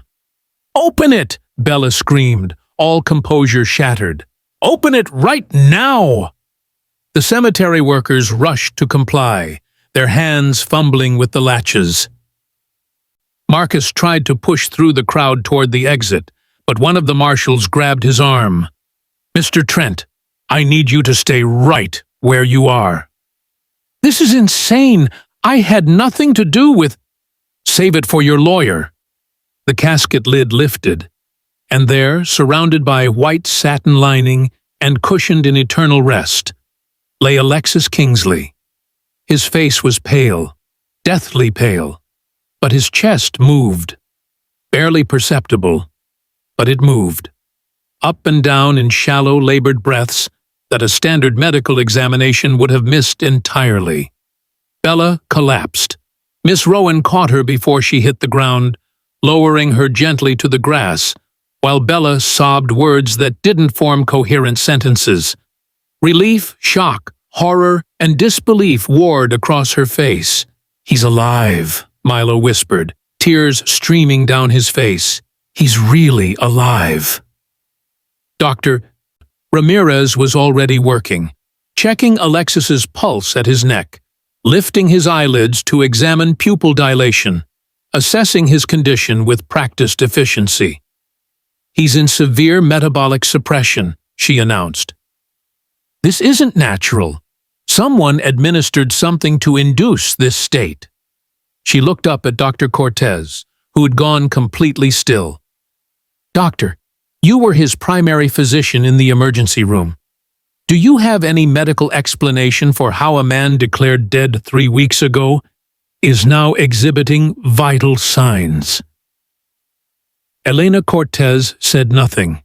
Her face had become a mask, rigid and emotionless. "I need to get him to a hospital immediately," Dr. Ramirez continued. "He's barely hanging on. Another hour in this state, and the organ damage will be irreversible." "Ambulance is already en route," one of the marshals said, speaking into his radio. "ETA 4 minutes." Around them, pandemonium continued. Reporters were broadcasting live, their voices overlapping as they tried to describe the impossible scene unfolding. Billionaire CEO found alive at his own funeral. Conspiracy involving corporate executives. A 9-year-old boy who refused to accept. Marcus Trent finally broke. He shoved past the marshal holding him and tried to run. He made it perhaps 20 feet before the second marshal tackled him to the ground. The entire scene was captured by a dozen cameras. "Let me go. You don't understand.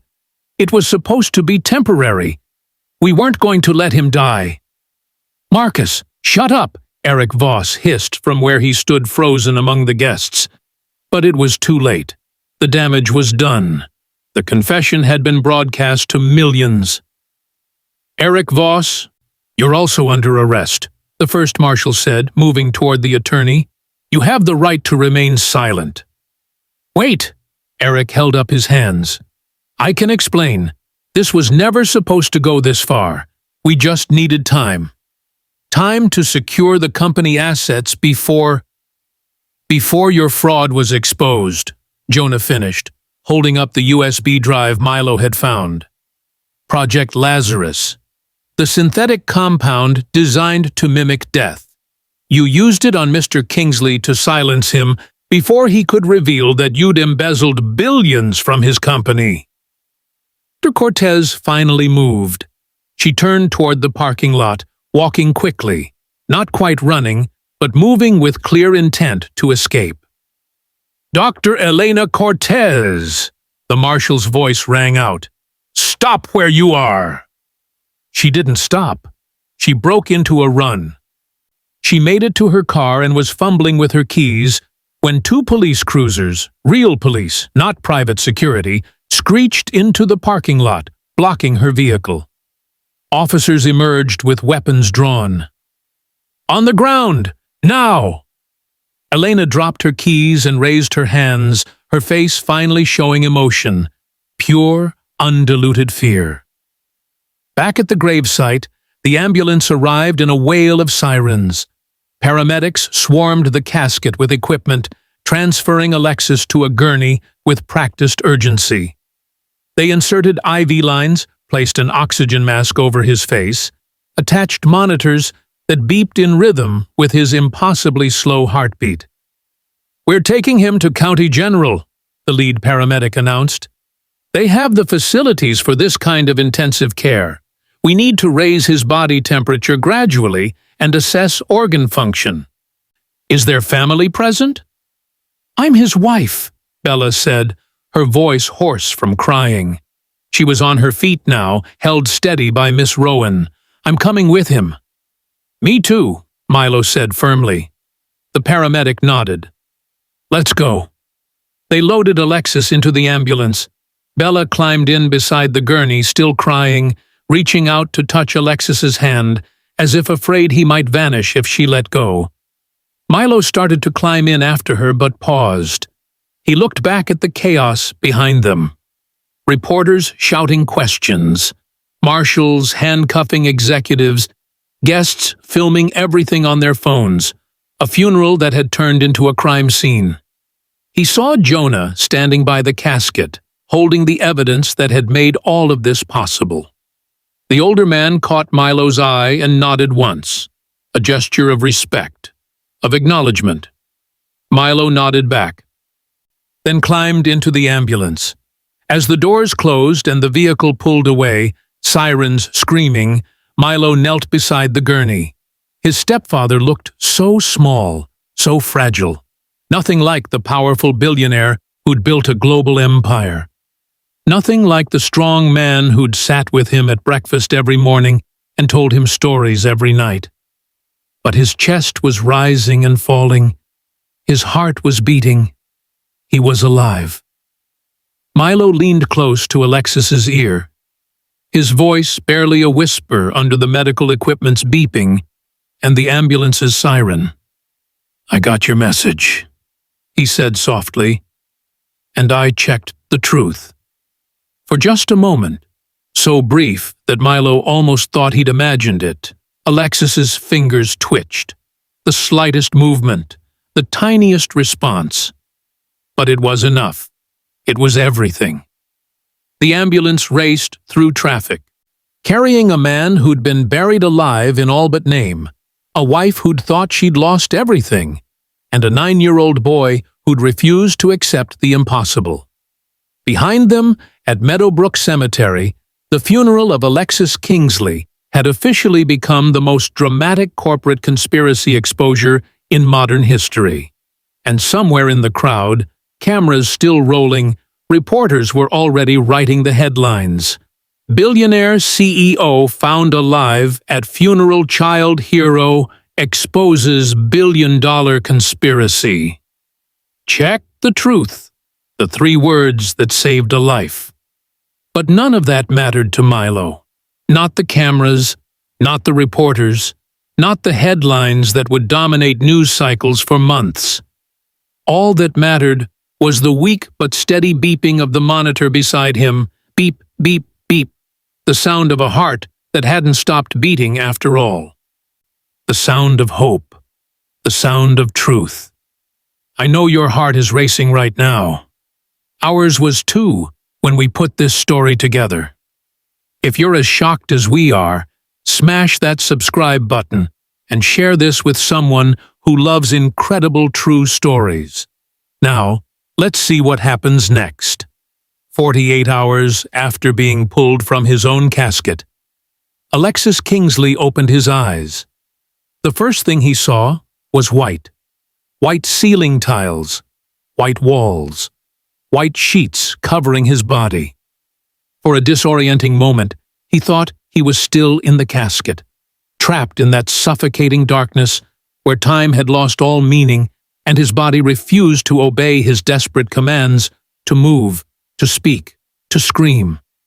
Then he heard the beeping. Steady, rhythmic, mechanical, heart monitor, IV drip, ventilator cycling. He was in a hospital. He was alive. His throat was raw from the intubation tube they'd only removed 6 hours earlier. His muscles felt like they'd been replaced with wet sand. Every breath required conscious effort, as if his body had forgotten how to perform the most basic functions and needed to relearn them, one painful inhale at a time. But he was alive. "Alexis?" The voice came from his left. He turned his head, slowly, the movement taking enormous effort, and saw Bella sitting in a chair beside his bed. She looked terrible. Her hair was unwashed and pulled into a messy ponytail. Dark circles shadowed her eyes. She wore the same clothes she'd worn to the funeral, now wrinkled and stained with tears. But her eyes were awake, alert, and filled with something that made Alexis's heart, still struggling to find its normal rhythm, skip a beat. Not relief, not joy. Anger. "Bella," he rasped, his voice barely functional. You're here. Of course I'm here." Her voice was flat, controlled in a way that meant she was holding back a storm. "Where else would I be? My husband just came back from the dead. Again." She stood up and walked to the window, her back to him. "The doctors say you're going to make a full recovery. No permanent organ damage. No brain injury. They've never seen anything like it. A person in that state for 3 weeks and coming back relatively unscathed. They're calling it a medical miracle. Bella, they also say that someone injected you with a synthetic compound designed to mimic death. A compound developed in your own company's medical research division. A compound that appears in documents you'd been secretly investigating for months." She turned to face him now, and Alexis saw tears streaming down her face, tears she made no effort to wipe away. "So, before we talk about medical miracles, before we talk about how grateful I am that you're alive, we need to talk about the fact that you kept a massive conspiracy secret from me. We need to talk about how you were investigating billion-dollar fraud and told me nothing. We need to talk about how you gave our 9-year-old son a secret code, but not your own wife." Alexis tried to sit up, but his body protested. He fell back against the pillows, breathing hard. "I was protecting you." "Don't!" Bella's voice cracked. "Don't you dare say you were protecting me.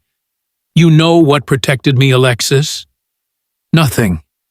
Because while you were playing detective and keeping secrets, I was signing away control of your company to the people who tried to murder you. I was authorizing a funeral. I was about to bury you alive because I trusted the wrong people. People you knew were dangerous, but never warned me about. I wanted to tell you, but you didn't." She was shouting now, her carefully controlled composure shattering. "You didn't tell me anything. For months you carried this alone. You investigated fraud, you gathered evidence, you set up secret codes with a child, and you treated me like I was too fragile or too stupid to handle the truth." "That's not, Bella, that's not why." "Then, why now?" She moved closer to the bed, her hands gripping the bed rail so tightly her knuckles turned white. "Why did you trust Milo but not me? Why did you leave me in the dark while you fought a war I didn't even know existed?"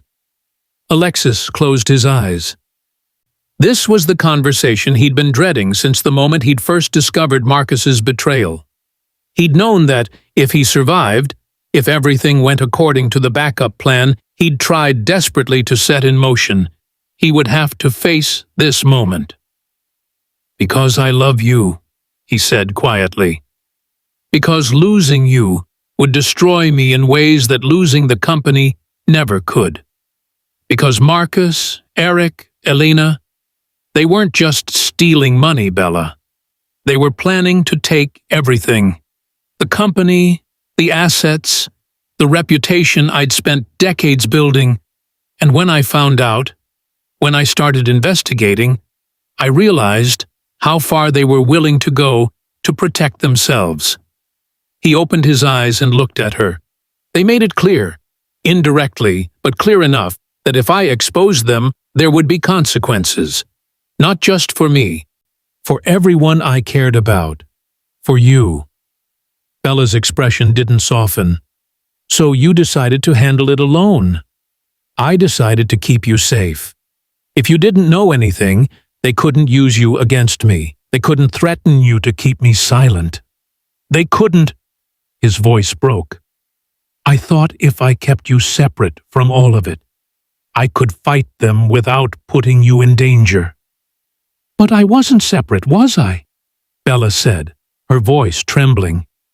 Because when they came after you, when they injected you with that poison and declared you dead, I was the one who believed them. I was the one who signed their documents and authorized the funeral. I helped them, Alexis. I helped them try to bury you alive because you didn't trust me enough to tell me the truth. It wasn't about trust. Then what was it about? She pulled a chair close to the bed and sat down, leaning forward so their faces were inches apart. Tell me, make me understand why you told Milo, but not Métis. Alexis was silent for a long moment. When he finally spoke, his voice was rough with emotion and physical exhaustion. Because Milo sees the world differently than we do. Children, they see truth without all the filters adults have. They notice inconsistencies. They ask questions we've learned not to ask. They trust their instincts in ways we've forgotten how to do. He paused, gathering strength for what came next. When I realized what was happening, when I knew they were closing in on me, I needed someone who would question everything if something went wrong. You're brilliant, Bella. You're strong and capable and everything I could ask for in a partner. But you're also trusting. You want to believe the best in people. That's one of the things I love about you. And that made me useless to you? No, it made you vulnerable. Alexis reached out with trembling fingers and took her hand. She didn't pull away, but she didn't squeeze back either. I knew if something happened to me, you'd be devastated. Grief would make you vulnerable to manipulation. Marcus knows you. He knows how to play on your emotions, your guilt, your desire to honor what you think I would have wanted. He'd use all of that to get what he needed from you. And Milo? Milo wouldn't grieve the way you would. He'd be sad, yes, but he's also curious, analytical, skeptical. I taught him to question things that don't make sense. I taught him to trust his gut when something feels wrong. And most importantly, I taught him that 3-word code. Alexis's grip on Bella's hand tightened slightly. If I sent those words and he received them, he wouldn't rationalize them away. He wouldn't convince himself it was a glitch or a mistake, or grief playing tricks on his mind. He'd investigate. He'd find someone who would listen. He'd do exactly what he did. Bella was crying openly now. He saved you. Our 9-year-old son saved you because you gave him tools you never gave me. I gave him different tools because he needed different ones, Alexis said softly. Bella, I never thought you were weak or stupid or incapable. I thought you were exactly what you are, someone who loves deeply and trusts fully. In any other situation, those are strengths. But against people like Marcus, people who'd spent years learning how to manipulate the system, I needed someone who approached the problem differently. You needed a child, Bella said bitterly. I needed someone who wasn't paralyzed by grief. Someone who could see past the surface of what was being presented. Someone who...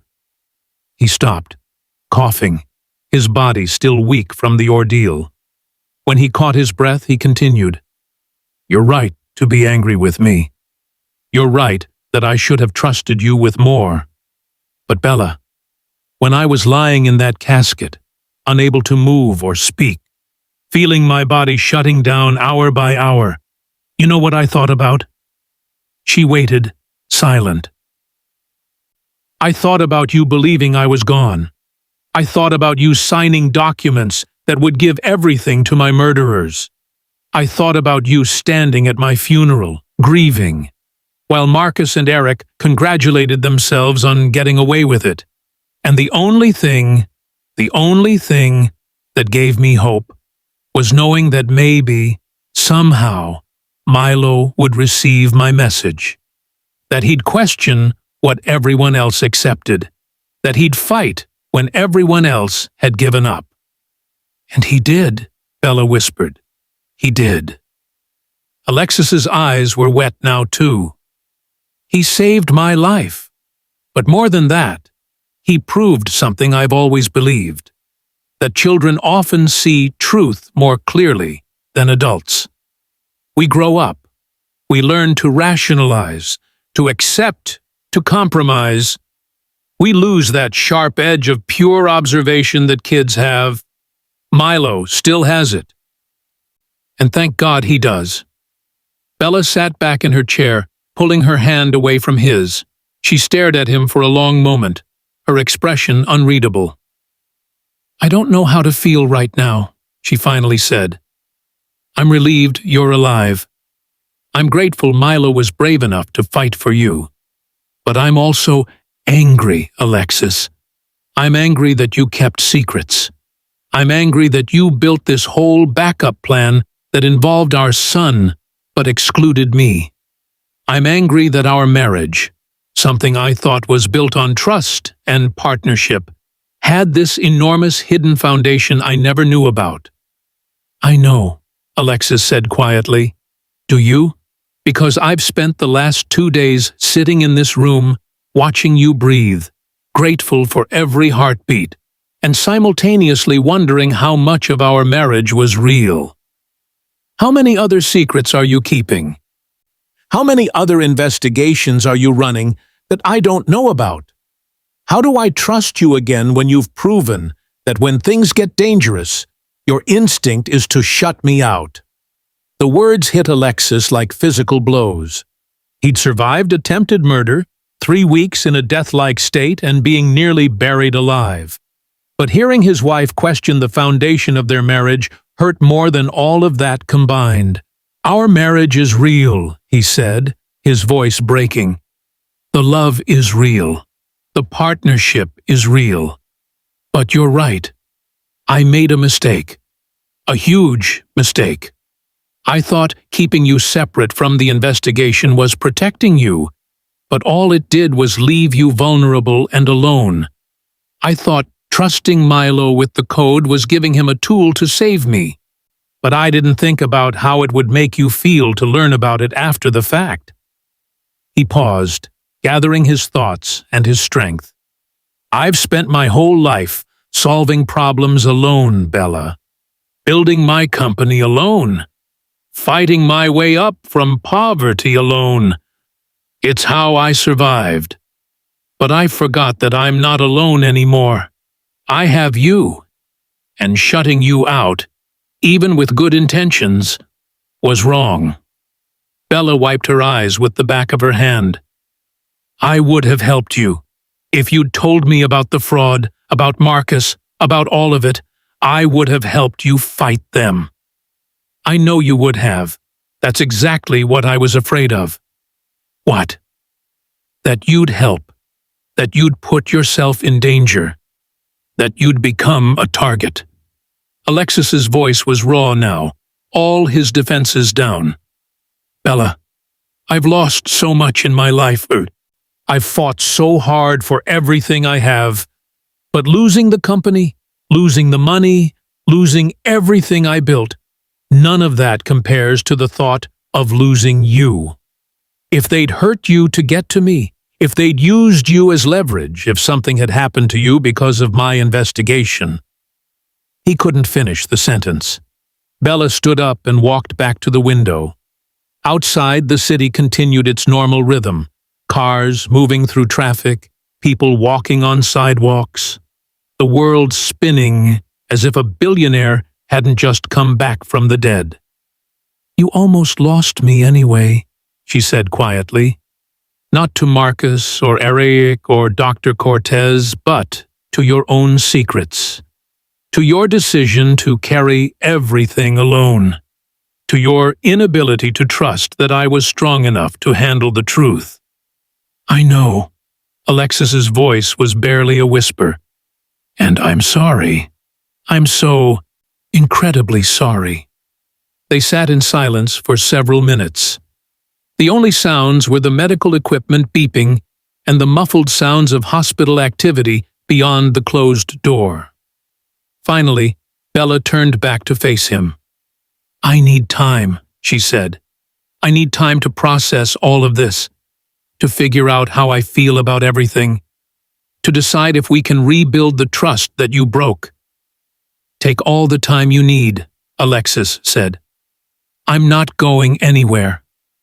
A small, sad smile crossed Bella's face. "No, you're definitely not. The doctors want to keep you here for at least another week. Something about metabolic recovery and organ function monitoring." "Where's Milo?" Alexis asked suddenly. He's fine. He's with Miss Rowan.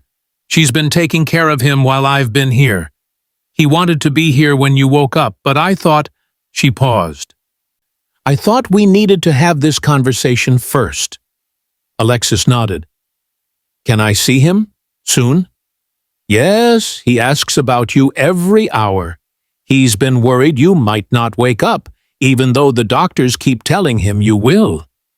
"He saved my life," Alexis said, wonder in his voice. "My 9-year-old stepson saved my life." "He did." Bella's expression softened slightly. "He's incredibly proud of himself, and he should be. What he did, the courage it took, the intelligence, the determination, I've never seen anything like it." "He's an extraordinary kid," Alexis agreed, "but he learned that courage from you." "Don't," Bella said, her voice warning. "Don't try to flatter me right now. We're not okay, Alexis. Not yet. Maybe not for a long time. I understand. Do you? Because I need you to really understand what you did. You didn't just keep a secret. You built an entire parallel life I knew nothing about.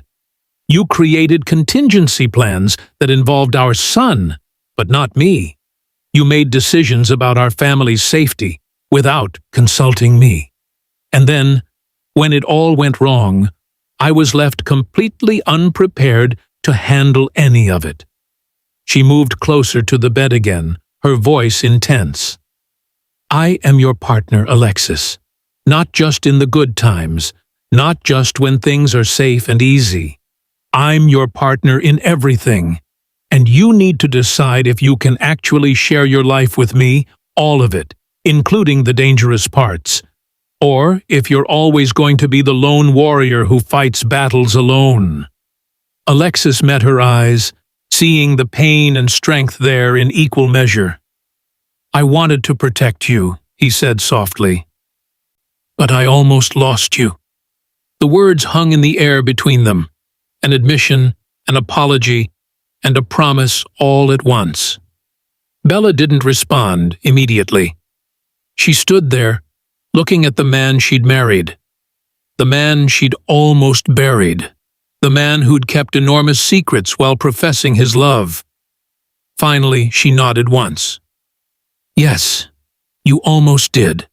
She walked to the door, then paused with her hand on the handle. "I'm going to get Milo. He deserves to see you awake. And then I'm going home to sleep in my own bed for the first time in 3 days.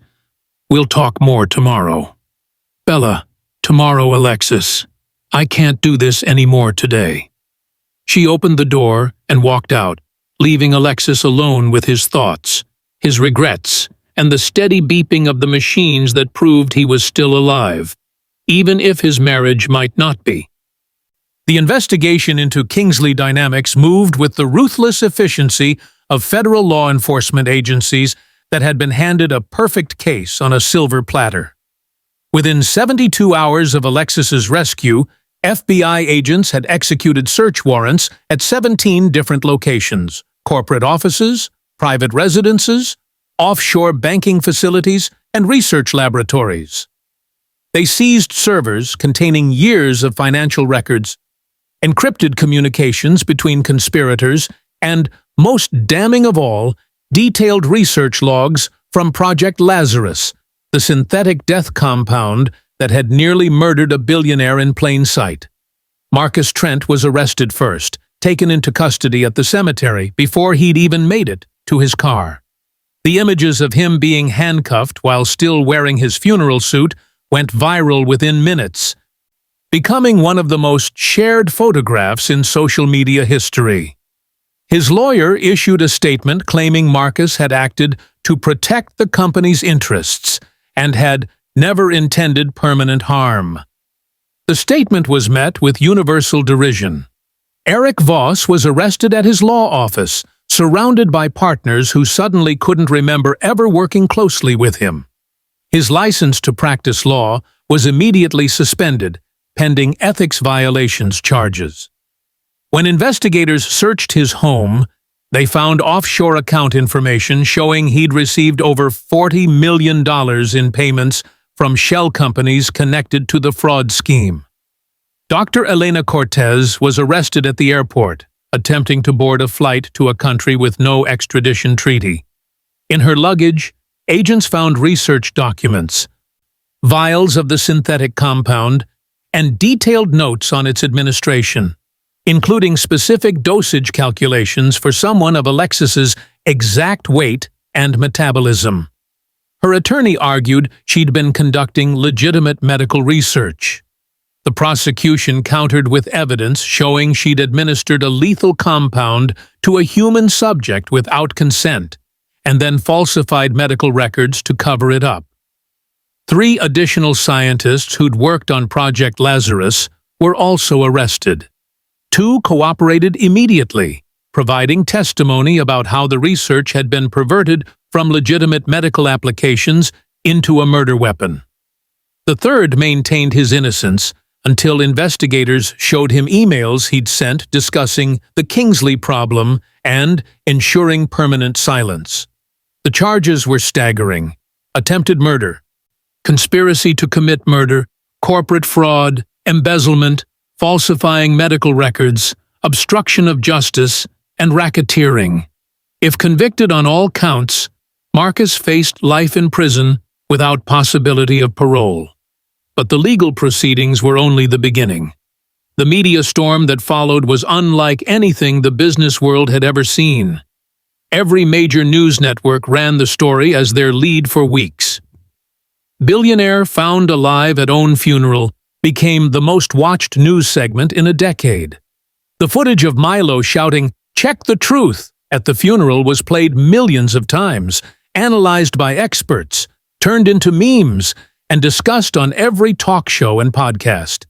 Kingsley Dynamics' stock price initially plummeted, dropping 47% in the first 3 days as investors panicked about the company's stability and the extent of the fraud.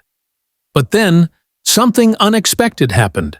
As the full story emerged, as people learned about Alexis's secret investigation, his courage in gathering evidence, and his determination to expose corruption even at the cost of his own life, public sentiment shifted. The company became a symbol not of corporate malfeasance, but of one man's fight against it. Within 2 weeks, the stock had recovered all its losses and climbed to record highs. Customers and partners who'd been considering cutting ties instead doubled down on their commitments. Job applications flooded in from top talent wanting to work for a company that had been cleansed of corruption. But for Bella, the media attention was overwhelming and exhausting. Reporters camped outside their home 24 hours a day. Helicopters circled overhead. Every time she left the house, microphones were shoved in her face, and questions were shouted from all directions. "Mrs. Kingsley, How does it feel to know your husband was almost buried alive? Did you have any suspicion about the conspiracy? What was it like signing documents to the people who tried to murder your husband? That last question, shouted by an aggressive tabloid journalist, had nearly broken her. Because it was true. She had signed those documents. She had trusted Marcus and Eric. She had believed their lies and nearly given them everything they wanted. The guilt was crushing. Alexis hired security and issued statements through lawyers, but the attention didn't stop. Every detail of their lives was scrutinized. Old photos were dug up and analyzed. Friends and acquaintances were tracked down and interviewed. Business decisions Alexis had made years ago were re-examined for signs he'd known about the fraud earlier than he'd admitted. The invasion of privacy was relentless. But worse than the media attention was Bella's own internal storm. She sat in therapy 3 times a week, working through emotions that felt too big and contradictory to coexist. Her therapist, Dr. Yolanda Chen, helped her understand that everything she was feeling was valid, even when those feelings seemed to cancel each other out. She was relieved Alexis was alive, profoundly, overwhelmingly grateful that Milo had been brave enough to fight when she'd been too grief-stricken to see the truth. Every time she thought about how close they'd come to actually burying him, to losing him forever, she felt physically sick. But she was also angry. Furiously, burningly angry at Alexis for keeping secrets, for investigating a billion-dollar conspiracy alone, for trusting their 9-year-old son with information he'd withheld from his own wife, for making decisions about their family's safety without consulting her. She loved him. That had never been in question. She loved him the way she'd loved him from the beginning, for his brilliance, his kindness, his determination to use his wealth to help others. She loved the man who sat with Milo every morning for breakfast and every evening for bedtime stories. She loved the partner who'd brought stability and warmth to her life after a painful divorce. But she felt betrayed.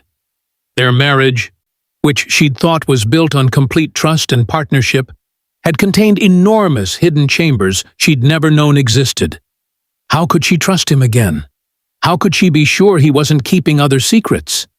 How could she build a life with someone who, when danger arrived, instinctively shut her out? And mixed with all of that was guilt. Guilt that she'd signed those documents. Guilt that she'd believed Marcus's lies. Guilt that she'd dismissed Milo's concerns as grief-induced confusion. Guilt that she hadn't seen what was happening under her own nose. "You were manipulated by professionals," Dr. Chen told her during one particularly difficult session. These weren't amateur con artists. These were sophisticated, intelligent people who'd spent years learning how to deceive. They knew exactly how to exploit your grief, your trust, your desire to honor what you thought your husband would have wanted. You are not responsible for their crimes. Intellectually, Bella understood that. Emotionally, the guilt remained. The family moved through those first weeks in a strange state of suspended animation, physically together, but emotionally distant. Alexis was still in the hospital, recovering under round-the-clock medical supervision. Bella visited daily, but kept the conversations brief and focused on practical matters. Medical updates, legal issues, business decisions. She wasn't ready yet to dive back into the deeper emotional conversations they'd started. Milo, meanwhile, had become an international celebrity. The 9-year-old who'd stopped his stepfather's funeral became a global symbol of courage, intelligence, and the power of questioning authority. News outlets called him the boy who saw truth. Talk shows invited him to appear. Publishers offered 7-figure book deals. Motivational speakers referenced him in keynotes. Schools used his story as a teaching moment about critical thinking and trusting your instincts. Miss Rowan and Jonah Hale were also celebrated, the school counselor who'd believed a child's seemingly impossible story, and the tech expert who'd uncovered the digital evidence that proved a dead man was alive. But for Milo, the attention was overwhelming. He didn't want to be on television. He didn't want to write a book. He didn't want to be called a hero. He just wanted his stepfather to come home. He wanted his mother to stop looking so sad. He wanted their family to be normal again. "I just did what Alexis taught me to do," he told one of the few reporters his mother allowed to interview him.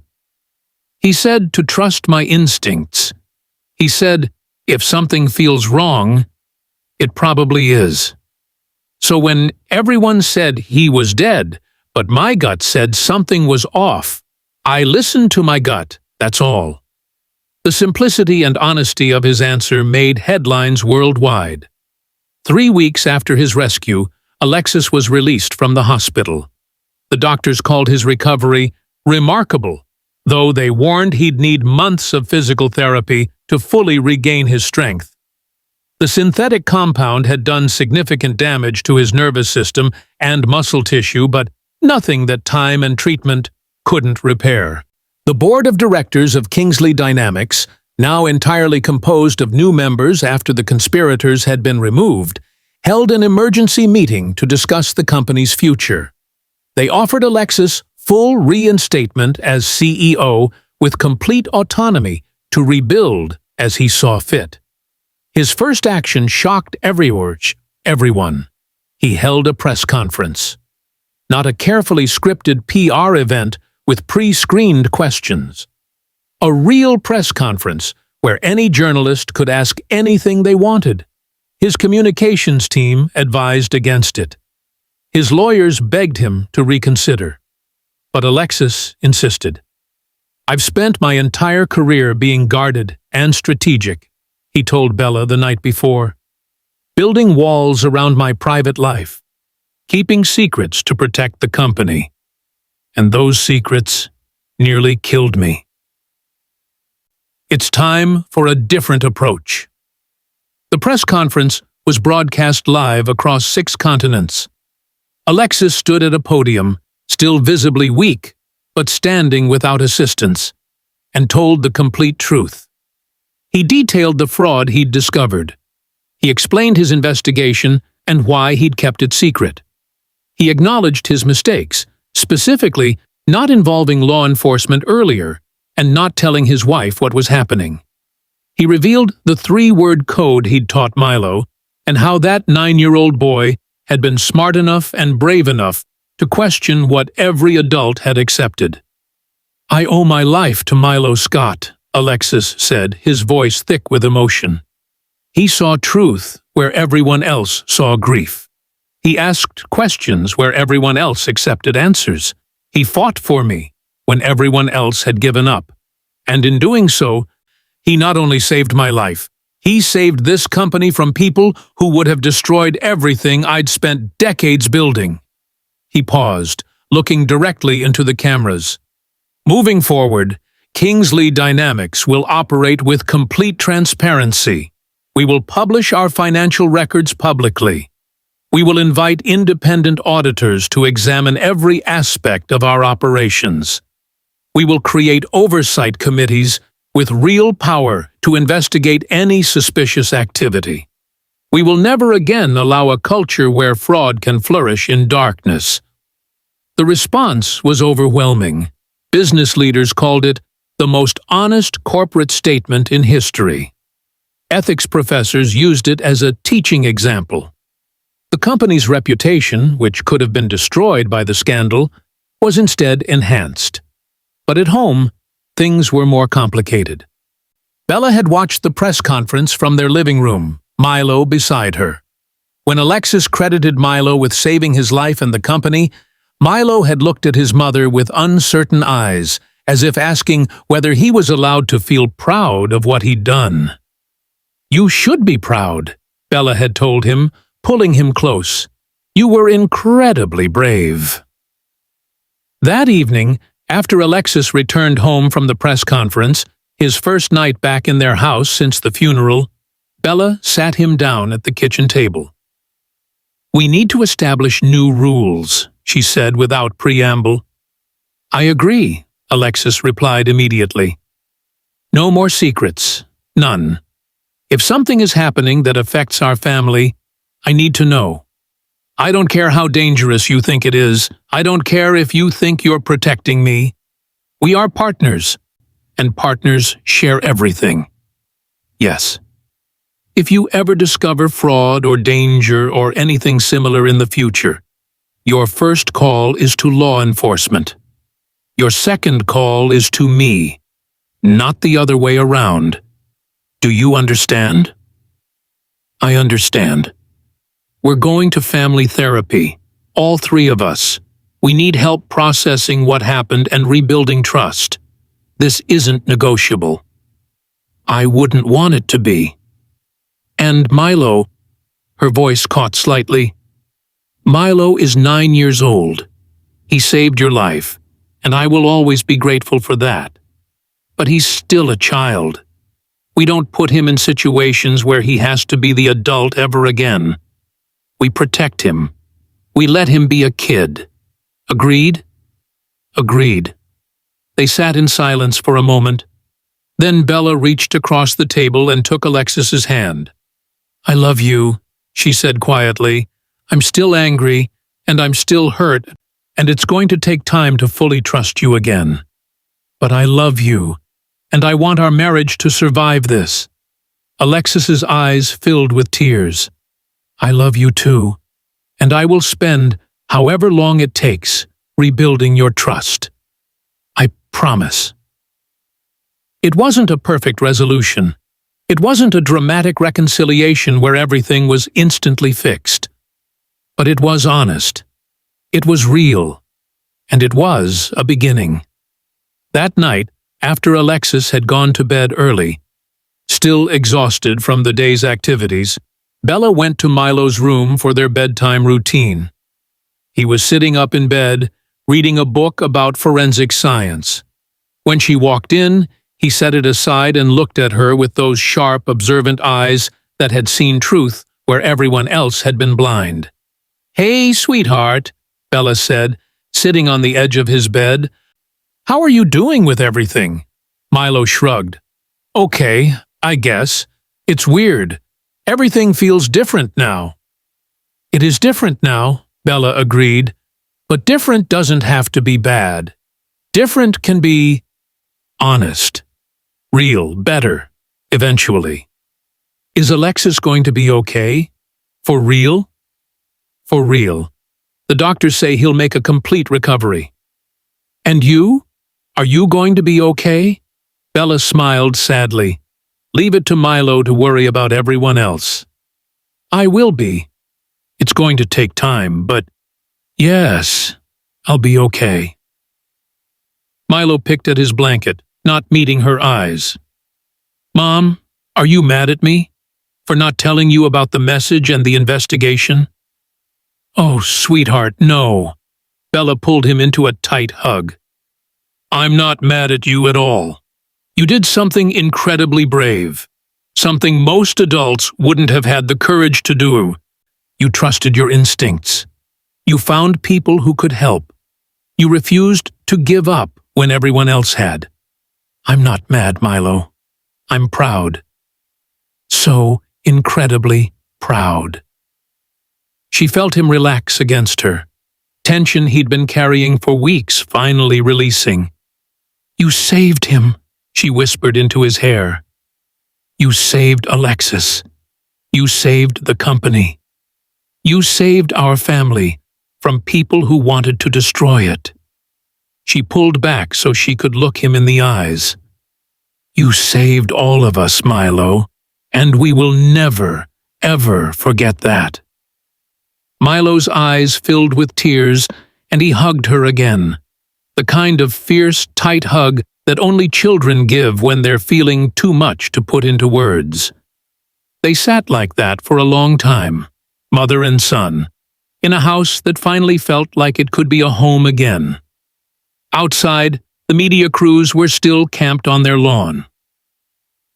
Legal proceedings against the conspirators would continue for months. The company still had challenges to face, and the family still had healing to do.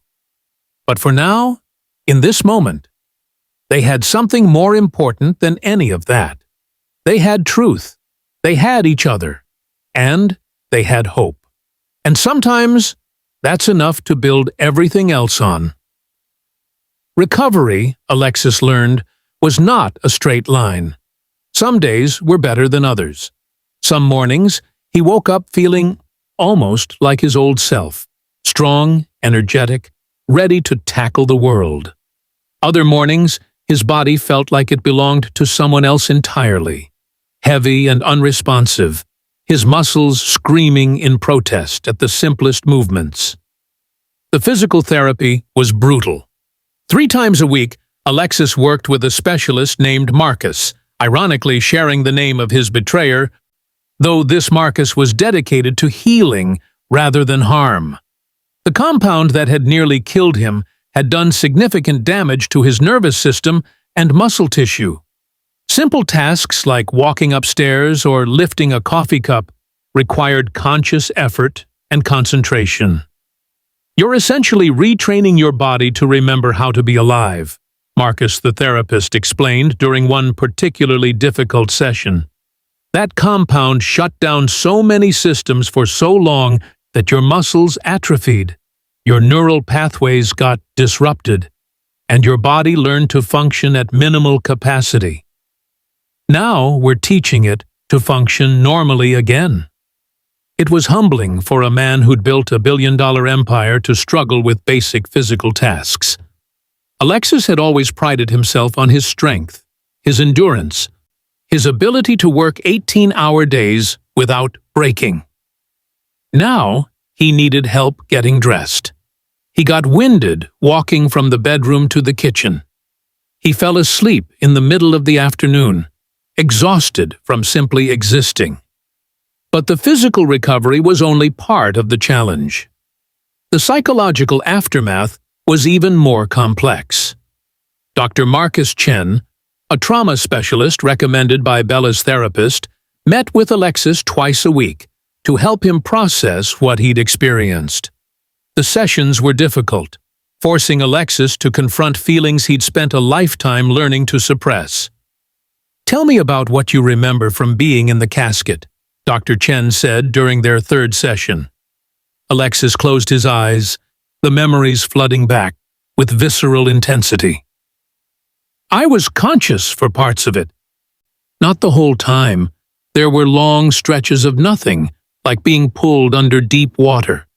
But sometimes I'd surface, I'd be aware, and I'd try to move, try to scream, try to do anything to signal that I was alive. But my body wouldn't respond. It was like being trapped inside a corpse. That must have been terrifying." It was worse than terrifying. It was isolating. I could hear things sometimes, muffled, distant. Voices discussing funeral arrangements, Bella crying, people talking about me in the past tense, and I wanted to scream, "I'm here, I'm still here," but I couldn't. I was completely powerless. "What kept you going?" Alexis opened his eyes. "The message. In those final moments before I lost consciousness completely, when I realized what they'd done to me, I managed to grab my old tablet. My hands barely worked. My vision was blurring, but I typed out those 3 words and hit send. And then everything went dark.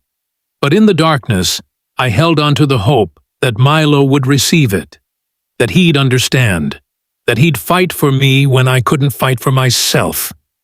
And he did. He did." Alexis's voice broke. "He saved my life, and I don't know how to process that. I'm his stepfather. I'm supposed to protect him. Instead, he protected me." "Perhaps protection isn't always about physical strength or authority," Dr. Chen suggested. "Perhaps sometimes protection is about seeing truth, asking questions, and refusing to accept easy answers. Your stepson did all of that. He protected you in exactly the way you needed. The family therapy sessions were even more intense. Every Thursday evening, Alexis, Bella, and Milo sat in Dr. Chayer's, Yolanda Chen's office, a warm space with comfortable couches and soft lighting, and worked through the complicated emotions of what they'd survived. Some sessions were productive. They talked about establishing new communication patterns, building trust, and creating family rituals that would help them reconnect. They practiced active listening techniques. They learned to express difficult emotions without attacking each other. Other sessions were painful. Bella cried through entire 50-minute appointments, working through her anger and guilt. Alexis struggled to explain decisions he'd made that, in retrospect, seemed obviously flawed. Milo, who was usually so articulate, sometimes shut down completely, overwhelmed by the weight of adult emotions he was being asked to process. But slowly, incrementally, they made progress. The breakthrough came during their 7th family session, 2 months after Alexis had been pulled from the casket. "I keep having the same nightmare," Bella admitted, her voice tight. "I dream that we actually buried you, that Milo didn't speak up, that the casket was lowered into the ground and sealed, and I spent the rest of my life not knowing you'd been alive. And I wake up panicking, needing to check that you're still breathing." Alexis reached for her hand. "I have nightmares too. I dream that I'm in the casket and I can hear Milo calling for me, but I can't respond. I'm trying so hard to move, to signal, to do anything, but my body won't cooperate, and I wake up thrashing, convinced I'm still trapped." Milo, sitting between them, spoke quietly. "I dream that I'm at the funeral, but I can't speak. I open my mouth to shout, but no sound comes out. And they close the casket anyway, and everyone walks away, and I'm screaming silently that he's alive, but nobody hears me." Dr. Chen looked at the 3 of them with compassionate eyes. "You all experienced profound trauma. Different versions of it, but trauma nonetheless. Nightmares are your minds trying to process what happened, to imagine different outcomes, to work through the fear. They're painful, but they're also part of healing." "How long until they stop?" Bella asked. "There's no timeline, but as you continue to rebuild trust, as you create new positive memories together, as you process the trauma consciously in sessions like this, the nightmares will gradually lose their power." Gradually, new routines began to replace old fears. Every morning at 7 o'clock a.m., the family gathered for breakfast, a tradition Alexis and Milo had started years ago, but that now included Bella more intentionally. They made it a rule.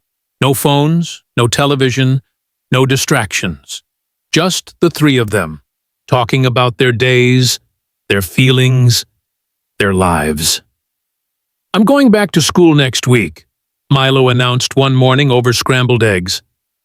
"How do you feel about that?" Bella asked. Milo shrugged. "Nervous. Everyone's going to stare at me. They're going to want to talk about what happened. Some kids will think I'm cool. Some will think I'm weird. Teachers will treat me differently." "That's a lot to manage," Alexis said. "Do you want us to talk to your principal? Set some ground rules about how to handle questions." "Maybe. I don't know." Milo pushed his eggs around his plate. "I just want to be normal again. But I don't think normal exists anymore." "You're right," Bella said, surprising him. "Normal doesn't exist anymore. What happened changed all of us. But that doesn't mean you can't find a new normal. One where you're still a kid, still go to school, still have friends and homework and regular life. Just with a pretty extraordinary story in your background." "Your mother's right," Alexis added. "What you did was remarkable, but it doesn't define your entire existence. You're still Milo, curious, intelligent, brave. Those qualities existed before the funeral, and they'll exist long after the media attention fades." Evening story time also resumed, though it evolved from what it had been. Now, instead of Alexis telling all the stories, they took turns. Bella shared tales from her childhood. Milo talked about books he was reading and mysteries he was fascinated by. And Alexis, who'd always told stories about business success and overcoming obstacles, started sharing more vulnerable stories. Stories about times he'd failed, times he'd been scared, times he'd made mistakes. "I want you to know that I'm not perfect," he told Milo one evening as they sat in Milo's room, the familiar ritual feeling both comforting and new. "I made huge mistakes in how I handled the investigation. I should have gone to authorities immediately. I should have told your mother everything. I should have protected you from having to carry that burden." "But if you'd done all that," Milo pointed out, "things might have gone differently. Marcus and the others might have found out you were investigating and moved faster.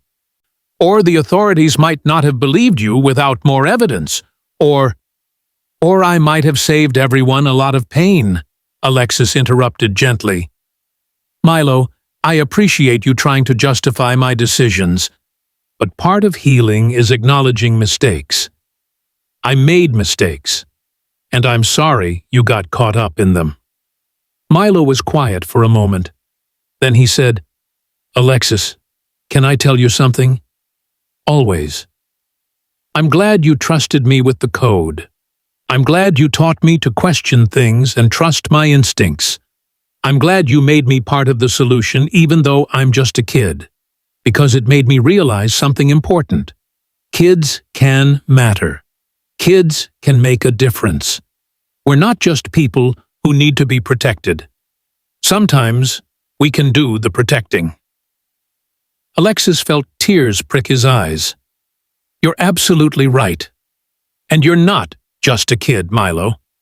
You're an extraordinary person who happens to be young. There's a difference." They sat in comfortable silence for a while. Then Alexis spoke again, his voice thick with emotion. "Milo, I need to tell you something. When I was in that casket, aware but unable to move, the thing that kept me from giving up completely was knowing I'd sent you that message. Knowing that if anyone in the world would see past the lies and fight for the truth, it would be you. You were the only one who listened when I needed someone most. And I will be grateful for that, for the rest of my life." Milo threw his arms around Alexis's neck, hugging him fiercely. "You would have done the same for me. In a heartbeat." 3 months after the funeral that almost was, the family made a decision. They needed to get away. Away from the media attention that still surrounded them. Away from the legal proceedings and corporate restructuring. Away from the constant reminders of what they'd nearly lost. "Where do we go?" Bella asked one evening as they discussed options. "Somewhere quiet," Alexis suggested. "Somewhere we can just be a family without cameras or questions or expectations." "Somewhere with no internet," Milo added, surprising them both. "I'm tired of seeing my face on screens." They chose a small private island off the coast of Greece, a place recommended by a friend who owned a villa there. No paparazzi, no reporters, no one who knew their story or cared about their past. Just sun, sea, and space to breathe. The month they spent there was transformative. They swam in crystal-clear water. They hiked through olive groves. They ate simple meals on a terrace overlooking the Mediterranean. They read books and played board games and had long conversations about everything and nothing. Most importantly, they learned to be present with each other. No secrets, no hidden agendas, no separate investigations or parallel lives. Just three people who loved each other, working to rebuild what had nearly been destroyed. On their last evening on the island, they sat together on the terrace as the sun set over the water, painting the sky in shades of orange and pink. "I don't want to go back," Milo said quietly. "I know," Bella replied, "but we can't stay here forever. We have lives waiting for us. School, work, friends, responsibilities." "Different responsibilities now," Alexis added. "I've restructured the company. I'm not working 18-hour days anymore. I've hired people I trust, truly trust, to share the load. Family comes first now, always." "Promise?" Milo asked. "Promise." They sat in silence as the sun disappeared below the horizon. Then Milo turned to Alexis, his expression serious beyond his years. "Alexis, I need to make sure you understand something." "What's that?" Milo took Alexis's hand, holding it firmly. "If anything ever happens again, if you ever discover another conspiracy, or get threatened or find yourself in danger, you tell me first. Not because I'm going to save you again, but because we're family, and family doesn't keep secrets that could get people hurt. That's our promise, okay?" Alexis looked at this remarkable 9-year-old boy who'd saved his life, exposed a billion-dollar fraud, and somehow maintained his essential goodness through it all. He thought about the code he'd taught Milo, the 3 words that had become their lifeline when everything else fell apart. He smiled, a real smile, warm and full of love, and squeezed Milo's hand back. "Check the truth," he said softly. Milo smiled too, understanding. The code wasn't just a warning system anymore, it was a promise, a commitment, a reminder that they would face whatever came next together, with honesty and courage and trust. Bella reached over and placed her hand on top of theirs, completing the connection. "Check the truth," she repeated. "All of us, always, all of us," Milo agreed. "Always." They sat like that as darkness fell and stars emerged overhead. A family rebuilt, scarred but stronger, broken and healed, united by the truth they'd fought so hard to uncover and protect. The story that had begun with a boy interrupting a funeral ended here, on a quiet island, with 3 people holding hands and promising to face whatever came next together. No more secrets, no more lies, just truth. And sometimes, that's the only thing that matters. What an incredible journey. Milo's courage saved not just his stepfather, but an entire family. If this story touched your heart, please hit that like button, subscribe for more stories like this, and share this video with someone who needs to be reminded that truth always wins. And tell us in the comments, what would you have done in Milo's position? We'll see you in the next story.